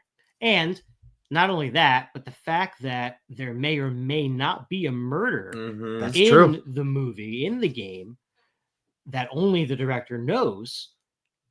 It also changes the win condition, because it can be sort of It's semi-co-op co-op, at that right? point. Yeah. Or not. Mhm. There's that, and then there's also even added. It's funny, going back to Cthulhu Death May Die, there's like these relationships you can add Right. in that this one of these people is, playing games with this other person, that you can add levels of complexity if you feel like it is getting a little repetitive. But yeah, man, I can't say enough good things about this. I'm so glad we finally played it. We tried to play it for so long. We were cursed. It was the cursed stream. It never happened. Yeah. That's probably why we thought it was 2023, because we tried to play it every so time much. we tried playing it, there was someone sick or something going on. I think no. Every time someone was sick, it was someone. I sick. do. think so, yeah. I do think we should try to do a stream of it at some point, or even at least we never did record that. it, just because we never did. We did Just- like one on the Discord, but not. Like I a true think we proper did stream. one, Yeah, but yeah, I just think this deserves a full production. there could be there can be a little bit of downtime. Well, it says 3 to 5, right? Yeah, And I think it could work great as a 2-player game. I Mm. think yeah. it works fine as a 2-player game. Well, I've played with you at 2 players, and it was great. yeah, maybe not for streaming purposes. Not for No, streaming. for 2 players. Yeah. but yeah. no, No, that would be. I do think 3 is the perfect spot for it. 4 is good. 5 is going to get too much. You Yeah. increase the chance of people getting talked out of things Yes, too much, or just not feeling like their I voice feel like is really 3 getting the right heard. one. I like Yeah. 3 because I you agree. have conversation going on, Right. And then, but it's not too much downtime. So yeah, So yeah, Rear Window, phenomenal game, phenomenal movie. Okay, I'm very happy that this came out, and I feel like it's been on clearance for a little bit, too. So Yeah. if you can get it cheap, if you get a chance to pick it up cheap, pick it up. pick it up. Yeah. I mean, I would pick up a second copy of this, quite It's a ton of frankly. fun. Yeah, because it probably will go out at some point because it's a licensed game. Yeah, that's it's a exactly. Prospero Hall game, and Prospero Hall is not doing games anymore. Oh, Yeah. that's another good point. Yeah. So if you see this, Ooh. this is one of the moments I say buy this, because you can get Buy it. it now. Buy it. Wow, what a great! I was hoping there was going to be some crossover to the Yeah. freeway. I wasn't There's expecting. a Yeah. bunch of crossovers. Well, Fantastic. I think we got to hit your number 6 then. My number 6. Garrett, I would point out, I feel like if they did a licensed version of Only Murder Building using the opening credits art style, they would do very well. Not to knock it. Yeah, that could be very good. That could be And- an easy switch. I Yeah, think, because too. there is an Only Murders Building in the game, but it's not this type of game. What? Oh well, yeah, I guess Yeah. so. Yeah, I guess so. Well, what is it, like Clue? It's yeah, it's not this game, but it's yeah. Lucky Duck Games has Yeah. Only Murders in the Building game, Oh, okay. licensed game. Yeah, Well, my number 6 is another Chris. I'm sorry, not Chris. Ryan. Well, you'd like it too, but a Yeah. Ryan special, and one that is very high on your top 20, I believe. It's my top overall. 10. It's top 10. That's El Grande. oh yeah, Mhm. The That's right, mother you're- of all I made sure to include the suggestive pictures. Go ahead. the suggested pictures. the one all the Well, way. the Grande. Oh, Grande. the Grande. The king. Yes, the Suggested. king, yes. That's the original king. That's crazy. Oh man. Actually, it's not the original king. That's just the king I have. But anyways, go ahead. But yeah, no, this all about area control, trying to get the majority of your units in these different sections of the board. But you can't just move them around, willy-nilly. You've got to play cards that are going to let you do very different things. That's the thing, is that everyone's turn feels really different on this game. There's going to be where the king is, you can't go into that It's taboo. province, right? You're not allowed to go there. So that, and then he's going to move too. So that's going to change things. And you've also got this separate cube tower where you can also add units, but nobody knows how many are in there unless you're remembering. And then you're going to score that at a certain point as well. You can score things sooner if you take that card that says, hey, score these provinces right now. Some of the values on like who's going to get first or second place or third place points can even change, right, from province to province with certain cards. I was blown away at I now understand why this has its place kind of thing, which I think is a testament to obviously how popular it is and how came out same year as Catan. Yeah, that's crazy. 95. And I know crazy. a lot of people talk about Catan, but if you want to tell me a game that would be number one from at least what I know from that period, this game is much higher. I mean, than I think that it has much more player interaction, to be honest. Oh, than way Catan more. does, Oh yeah, right? Way more. And Tyler, by the way, is surprised to see on your list. There you go. Good. Or you didn't expect it, rather. Well, yeah. Listen, it's well- there's some times where there's certainly games that I just, for whatever reason, I'm either like they're out of my I mean, it's a just classic. conscious or whatever. Oh, it's a classic for Yeah, sure. no, but It's totally. extremely interactive. Yeah. Like to the T. Yeah. It is very, very mean. And because not only that, you're picking your cards to do different actions, but you're also bidding. Right. And there's an auction period where you're bidding on who's going to pick first, and the higher number is going to go. But then the higher the number, the less meeples you get to take out from the province into your court. Yeah, so you're like managing your inventory of units as well. And once you pick a number, no one else can pick a number that round. So there's a lot of, oh my god, why did you do that in the entire game? And it's funny because I played it again after I played it with you. You that did the first time. retreat, right? I did, and after playing it there, because I think I played with only 3 people. Yeah, you don't want to do that. And I was like, yeah, Ryan was right. We played at 5. Yeah, this one you have to play at 5. 4 you could play it. Yeah, But 5 is Yeah. you want to play at the max player count. You can play 3 to like get familiar with the mechanics if you really wanted to. Yeah. But you want more of a crowded board. Yeah. 5 is where it's at. El Grande is a classic for many reasons. If you never played El Grande, you should. Take it from me. Facts You are- should. The new one's out. It's available pretty much everywhere. So pick it up.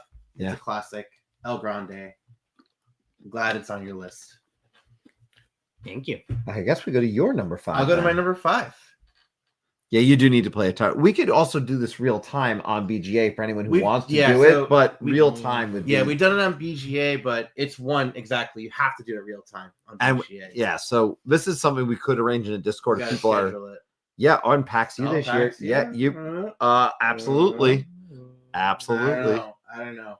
A long time ago, in 2005, I got into this hobby with a game called Fury of Dracula, and for a long time, that was the best Dracula game I've ever played.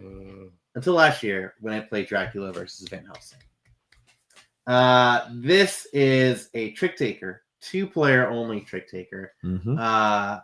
It did not make my list of best games of 2023 because on the day of the video, I played it for the first time. That's what the first photo is. Yeah, that was our play. That was our play of it. We were like, "Whoa, what is this?" I was like, we need a picture. That's and we funny. both wanted to add it that So- day, but we could not because we one play. Let me tell you, this game was phenomenal. This is a really, really, really, really good game. So you're going to be either playing as Dracula or Van Helsing, and you both have 2 different. Well, you both are trying to defeat the other person, right? So Dracula's goal is to, of the 5 regions on the board, flip 4 of the townsfolk into vampires. Yep. Van Helsing's goal is to not let him do that and just stake him a bunch of times. I think like 10 times. Okay, because that's how Dracula is. On your turn, you will be taking a card from the draw pile, and you'll be playing one of the 6 cards, either the one you just drew or the 5 cards in your tableau. And the 5 cards in your not really tableau, in your hand, they match up with the regions that are in front of them. Mm. Because how you score is high card wins, but there's a trump suit, and then there's also different tiebreaker suits. And the higher valued cards are more powerful with their abilities.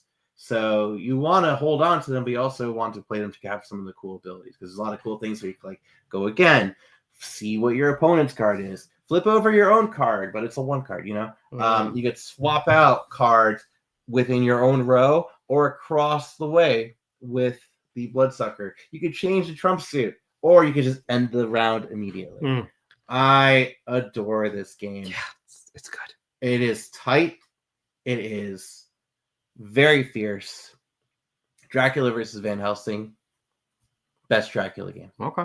Yeah, and I will say, just as someone who loves 2-player games, and I've described this year as a year where my favorite 2-player list, which will in some form will happen in February, has been flipped completely in a lot of ways. You're going to see a lot of changes because I've played, I think, 223 or 232 different new to me games this year. So I played a lot. I played a lot of 2-player games. This one, exceptional. Yeah. Exceptional. And it is making a run at that top 10 for me. Yeah. So Great one. it is really good. So that was Dracula versus Van Helsing. I'd like to give it a shot. Yeah. We have it. 2 copies. Also, I think it might be my favorite 2-player trick taker. It's Pretty sure it's my favorite 2-player trick taking game.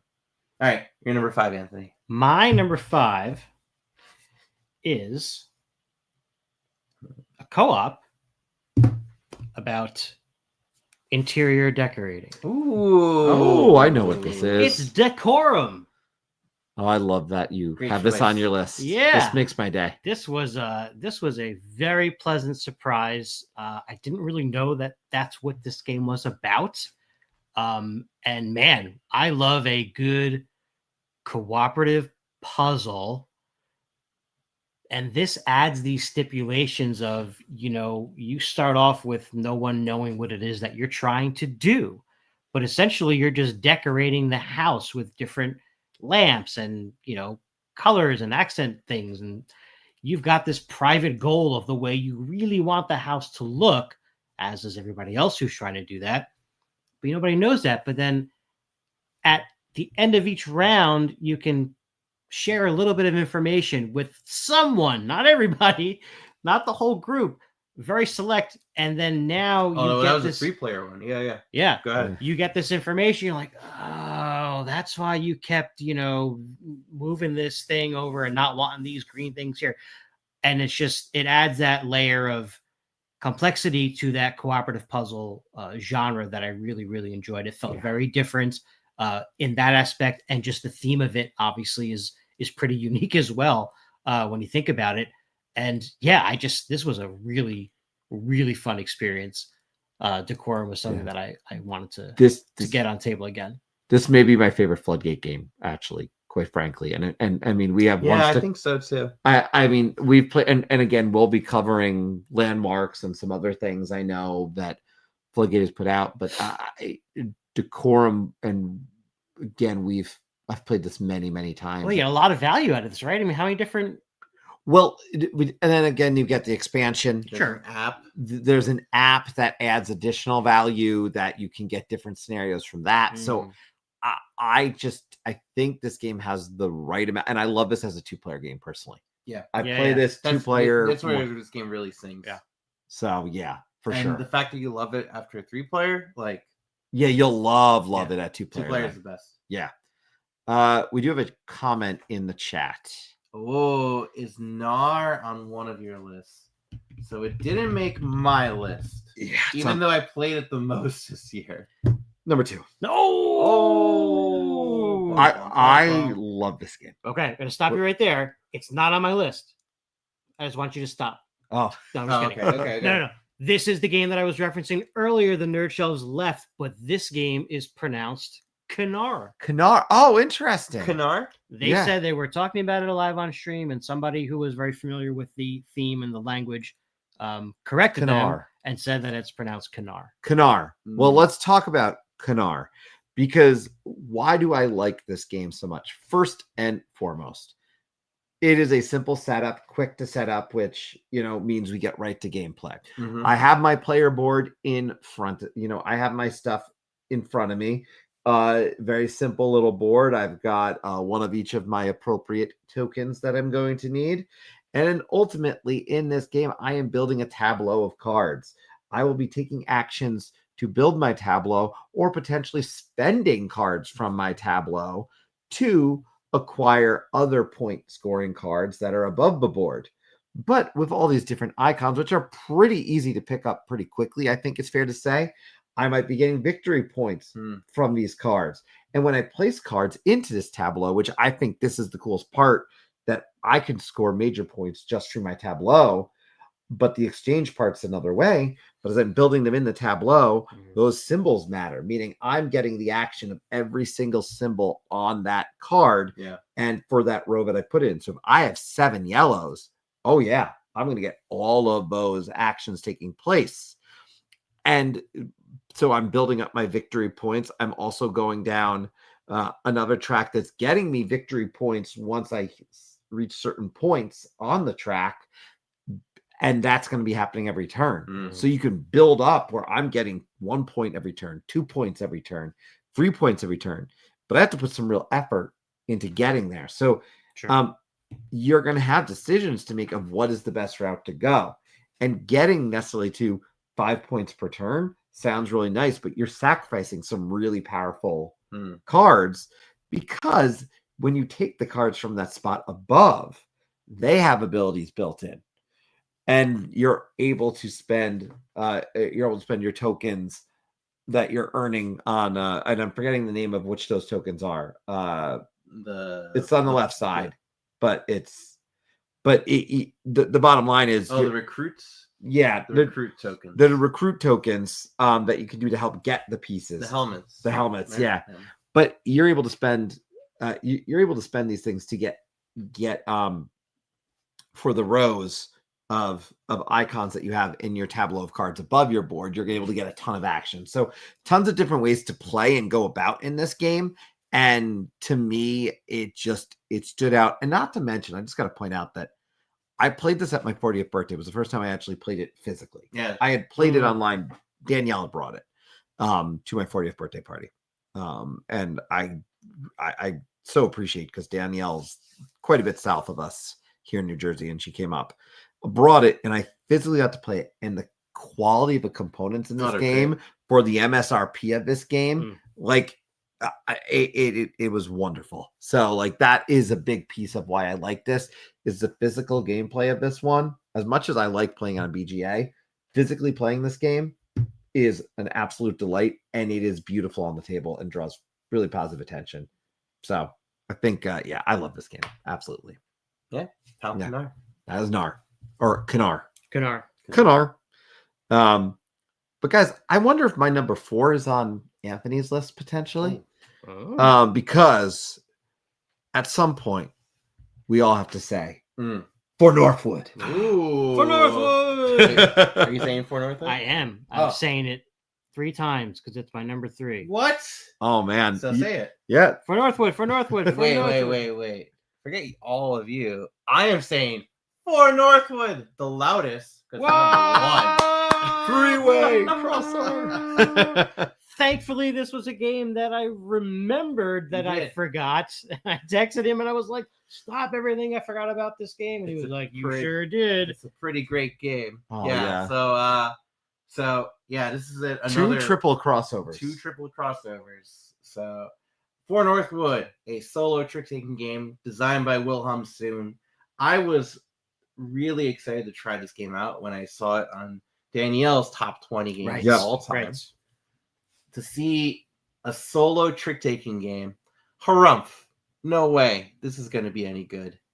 Little did any of us know how good this game was. Yeah. This is easily my favorite trick-taking game. Yeah, it is phenomenal.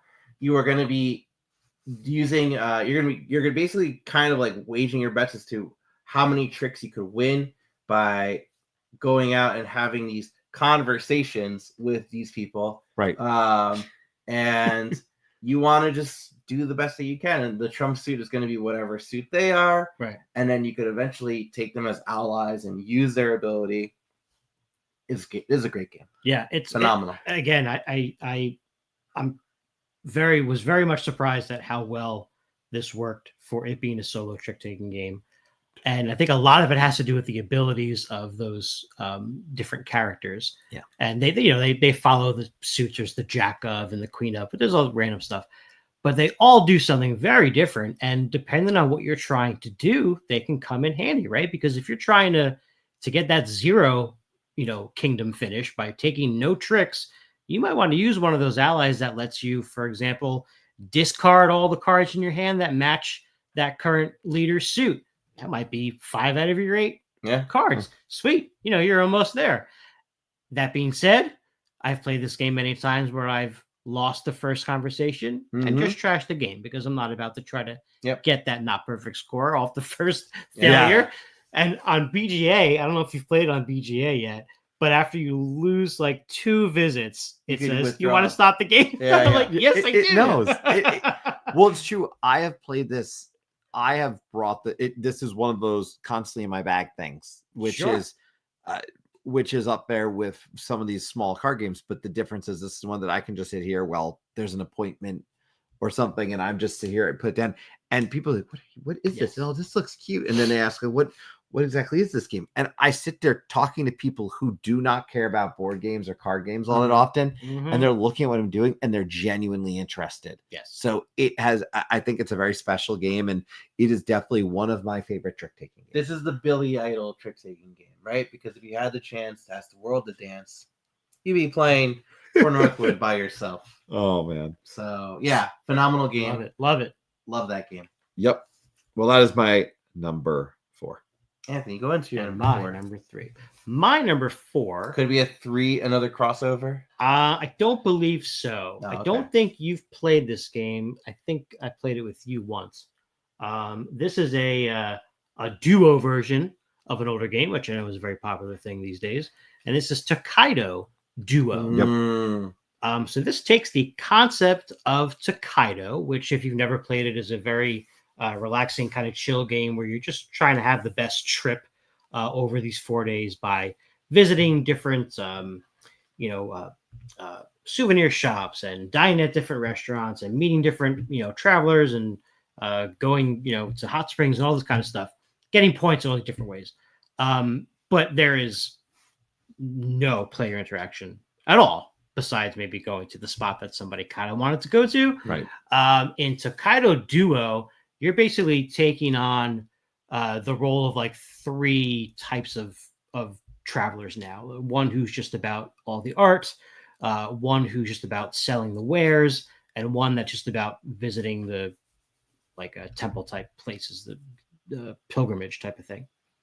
And they're all going to score points in different ways, but there's this balance about the board because you're going to roll the dice and then draft which one you want to take. And that's how many you're going to move that particular, character that you have, but you can't go where somebody else might be. And you want to optimize your spot because maybe you want to go here and get that painting. And then you want to go back here and make sure that you can, travel this way. Cause the artist can only go on certain regions and the other one can go along the outside of the board and the one go between the spaces and all this stuff.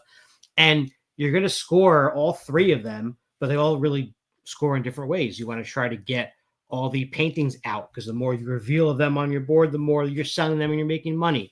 You want to get the most value out of the wares that you're selling by going to spots and collecting them and then going to another spot where they're going to sell for the most money and things like that. So I like the fact that you're managing 3 different sort of aspects of the game while having to deal with, the movement of the board and your opponent doing stuff that you want to do because it is, again, kind of drafting dice. So it takes Toikado, elementally keeps it the same, but gameplay and strategically feels much, much, much different. I like that it's more interactive. Yeah, I really want to play this one. I think I like this. Yeah. Awesome. You said that last time too. What? That I think about like this game, yeah. Yeah. I think you're right. So my number 3. Mm-hmm. My number 3 is the is one that involves trains. Oh, It involves stocks. oh, Hmm. baby. And it has the word express in it. Oh. This one is mini Oh. express. Loved this game. Yeah. Absolutely loved this game because in this game there are two actions. Do we do a route, Mm-hmm. or do we buy some stocks? To buy some stocks. Those are your actions. That's it. But it is such a deeply strategic game with two simple actions. And it just was really impressive to me. It does not play. No, he did not get me It's pleased. this year, Tyler. Yeah, we'll It's see. this year.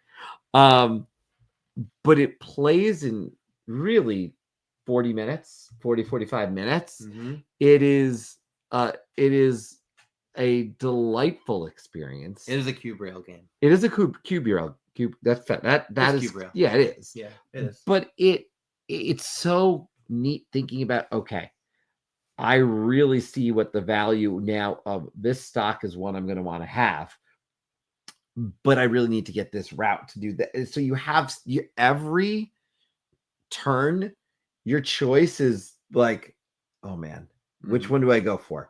And early on, you don't feel, it doesn't feel like, I don't necessarily even feel any stress, but then each passing turn, oh man, what do I do? Which one is it? Do I do the stocks? Oh man, those are flying. I better get those. I really think this is going to do well because you have this economy on the right hand side where the value is going up on these stocks, and you see it right in front of you. So I don't know, this game, straightforward game, but so much happening in my head as I'm thinking about this. This is a delight. This is one that I adored and flew to the top of my new games to me list. It's my favorite cube rails game too. There's a lot of cube rail games out there, and Mini Express is the one that really sings to me. The balance that's there, because there's all cube rails games have that balance with when because the train supply is limited, and this one does it extremely well. So yeah, I'm glad you got to play Mini Express. This was fantastic. I loved it. No, I loved it. I went all in on like the crazy Kickstarter version, which is beautiful, So- to say the least. Good choice. Yeah. Good choice. My number 3 is a game that we kept asking before we did this video. Is this game a 2024 release or is it not a 2024? Yeah, we had to define this one. Because the deluxe edition of Rebel Princess came out in 2024, but the original one was 2023. So we said, you know what? Let's just say it's a 2023 game. Yeah, and it was this was a conversation that There's 3 different listings, by the way, on Board Game Geek. Yes. There's Rebel Princess Deluxe Edition, Rebel Princess Second Edition. Which Yes. one is the The one- deluxe edition is one we the one that we This is play is really technically the different. deluxe edition, but really it has basically a lot of the expansion content that did and there's previously exist. there's some fine tuning of some There's princess certainly cards. some fine tuning, but yeah, we are not including this on our this will not be on our 2024 list. We have disqualified it in that sense because it's on this list. Speak But for yourself. it's a hilarious game Oh man. where you For me. Well, the whole point of it is that you are a different princess. I was Mulan. And then there's like Cinderella, there's the Ice Queen, right? Yep. And the whole point is to come out with the least number of love letters written for you. Yes. Which all the prince cards and the frog prince give you different love letters and get different hearts. And the player who has the most hearts at the end loses. proposals, right? Yeah, Yep. proposals. Thank you. Least number of proposals wins. But the other thing is in the image on the left-hand side, you also don't know what the condition of a round is going to be, how many cards you're going to be passing to your right or to your left, or what new wacky thing is going to come into play. And there are 26 of those different cards. The black cards at the end are the wackiest of the bunch. Yeah. There's only so many of those, but there's 26 cards total between. They're like the leveled, right? Yeah. Yeah. But ultimately, it gets wonky. And by the way, I love this game so much. How much? So much that I only have one spot left on my board, if I'm not mistaken, which means you better click that number 1. This is my favorite game. This is. Yeah, this was. I have said on more than a few occasions that for me, 2024 was a year in which I realized just how much small card games that take 30 to 45 minutes, sometimes less, but generally smaller card games were stealing the show. And yeah, this is one that stole the show for me this year, having played this. Eddie has talked about this game in the past. That's his hand. Yeah.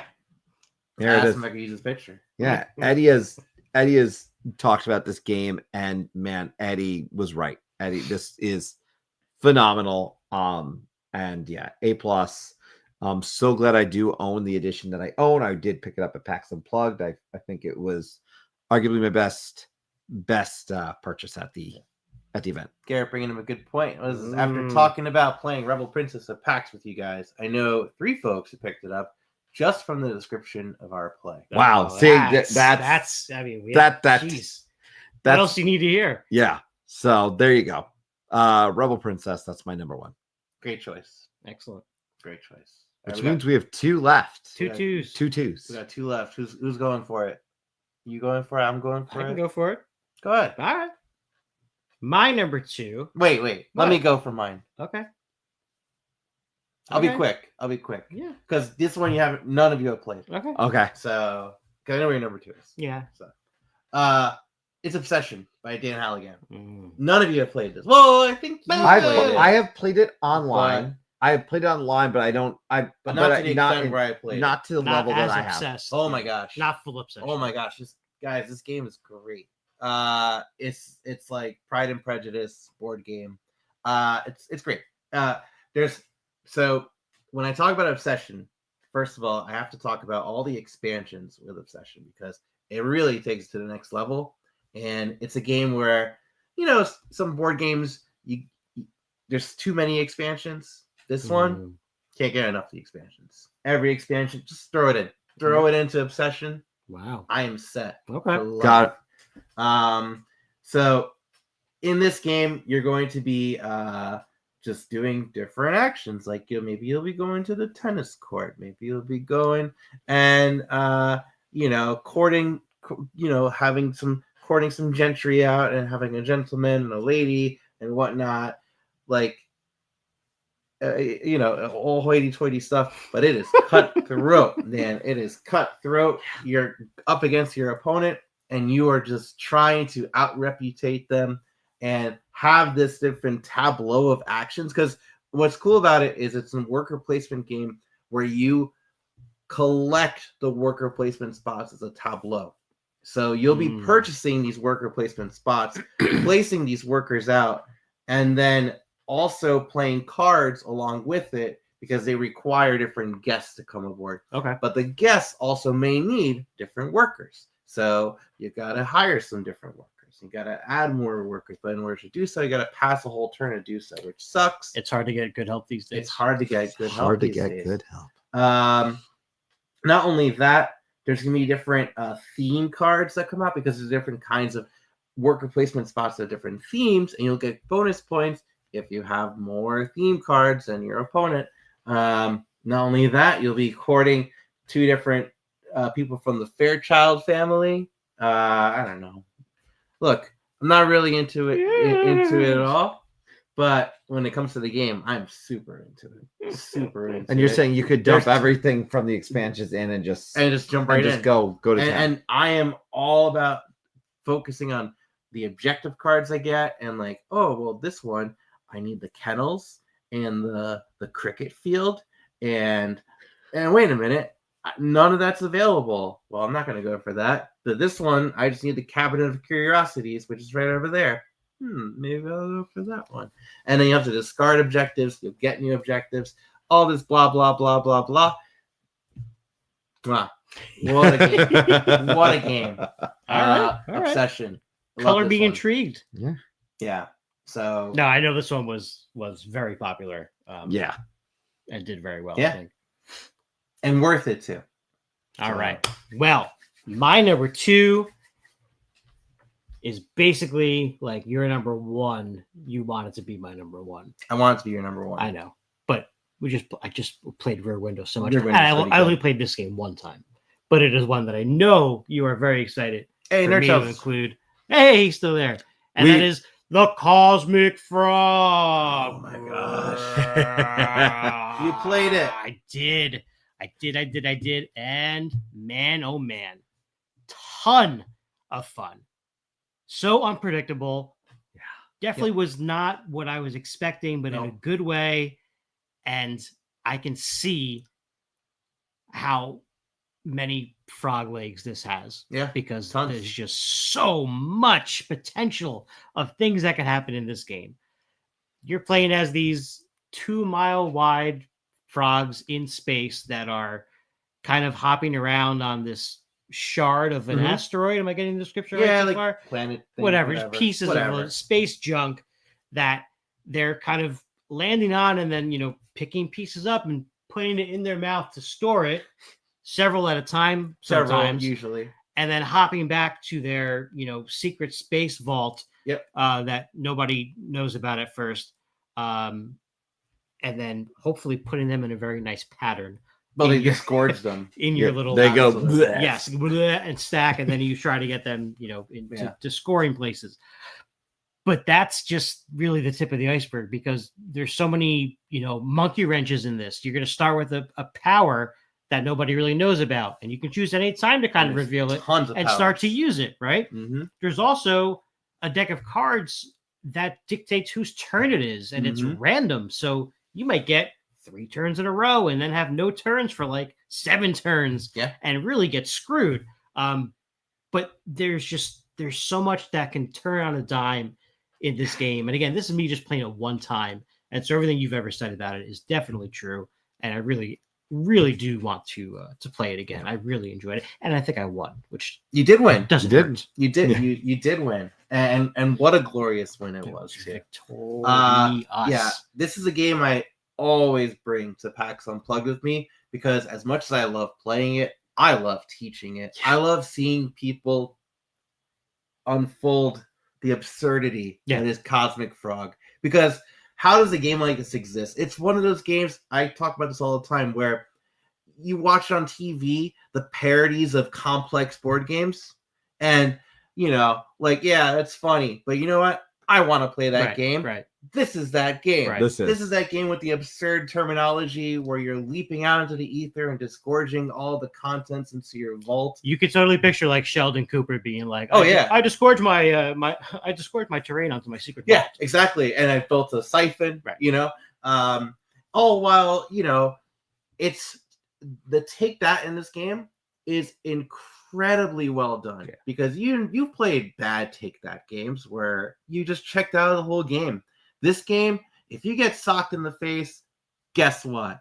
Someone else is gonna sock that soccer right into the face, and it's just Royal Rumble the board game. Yeah, it's so good, so well done. Every time I play it, I just love it more and more. So, and if you want to hear more about this game, come back when he does his top 20, and because because I anytime there's a mention of Cosmic Frog in this channel, I know, and I'll keep going. But the thing is, you talk about it with the passion for it, but we've both played it, and I understand it. Like it is that good of a game. It is out there. It is wacky. Everyone has to play this at least once. Yeah. It reminded me a bit like Cosmic Encounter. With the crazy powers. Well, that was part of Jenna's inspiration. Yeah, well. That's why it totally makes sense from there. But you're not stuck with that one power. You're probably gonna. I mean, you might have one for the whole game. You cycle through. But you're gonna make the choice to use that, and then you're gonna get a new one. Totally. So you might not make the choice. Someone might send it to you. They might punch you into the outer dimensions, and then you lose it. You are going to have multiple powers throughout the game. But there's only so much control you really have over what's going on. Yeah. And a lot of it is just chaotic, and I like it a lot. And that's what's cool about that part, because you share that with everyone else. Right. Yeah. It's not like I'm getting boned. Right. Everyone is getting boned. Yeah. So yeah, I'm glad you enjoyed Cosmic Frog. I'm glad you taught it. Yeah. So let's see that list. Let's see. What a year. What a year! So we'll start So from the these were bottom. the games that were new to us. So we have what is it? Isla and Something Shiny. Yep. Imperial Struggle and Planet on number 10. Bullet Heart, My First Castle Panic, The Fox Experiment at number 9. My City, Legacy of Dragonholt, The Field of the Cloth of Gold at number 8. Number 7, Cartagena, Escape Diaries, Cthulhu Death May Die, Illusion, number 7. Number 6, Hamster Roll, Rear Window, El Grande, 5, Rear Window, Dracula versus Van Helsing, Decorum. 4 is 4 Northwood. 4 is Hamster Roll. 4 is Toikado Duo. We have 3 Mini Express, Rebel Princess. 4 Northwood. 2 Knarr. Thank you for that, Nerd Shelves. Obsession and Cosmic Frog. And at number 1, Rebel Princess. 4 Northwood. And Rear Window. 2. So some different lists, but then we triple crossover twice. I mean, it makes sense. We play games together. Yeah. It's funny though that 4 Northwood, out of all, if you said to me at the start of 2024 that a solo trick taking game was gonna be on my top 10 new to me games, I probably would have been like, "What the hell are you talking?" Well, it's the only game that all 3 of us gave like a 9 or higher. Yes, on the channel. arguably, yeah. I mean, it's not even arguably. It is the highest rated game from our reviews because it's the only one that we've all consistently given And we above all that. we all have the same feeling where you get excited to talk about it, and you get excited when you get to teach it to somebody. Yeah, and right. share it with them, right? And that's what makes a good game. yeah. I will say, yeah, for to the Nerd Shelves, yeah, you should check it out. Solo game. So I mean, for your channel, even in particular, if you could do a run through of it, Look at that. totally. Boom. So- Hey, Oh, Thank you, there's Danielle Danielle. for letting us know about 4. Yeah, and Danielle is the reason we know, because Danielle did her top 20 last year, and hopefully we'll have Danielle back again this year for another top 20, which we'll see if it's there again. Yeah. But yeah, we did discover it thanks to Danielle. But yeah, I'm going to thank everybody. You saw Chris Porter on earlier. Next Wednesday, this coming Wednesday, I should say, the 8th of January, we are going to have Chris Porter on. We're going to be talking with him on Creators Corner. And then the week that follows is Part 2 of Coldplay Shelf. Coldplay Shelf. That's the order you put it in. Coldplay Shelf. So we'll be coming, it'll be a call aboard session where we'll be listing 3 games at a time, and you will be helping us decide which game do we cull, which game do we play, and which game do we shelve. Yes. We have a lot more games to go through. I will argue it's going to be 75% right. No, I'm just kidding. It probably will. It probably will be. But you can also call in with your own. So if yes, you want please. if you have any games in your Shelf of Shame that you want help deciding what to play, what to shelve, and what to just get out of here, we have that. Get out of here. It will be a call aboard. And then but in the meantime, thank you all for being part of the show tonight. Definitely come be a part of it for our future call aboards. And as I say, hit that like and subscribe. Smash it. Smash it. Have a great night, everybody. We'll see you next Wednesday. Bye, y'all.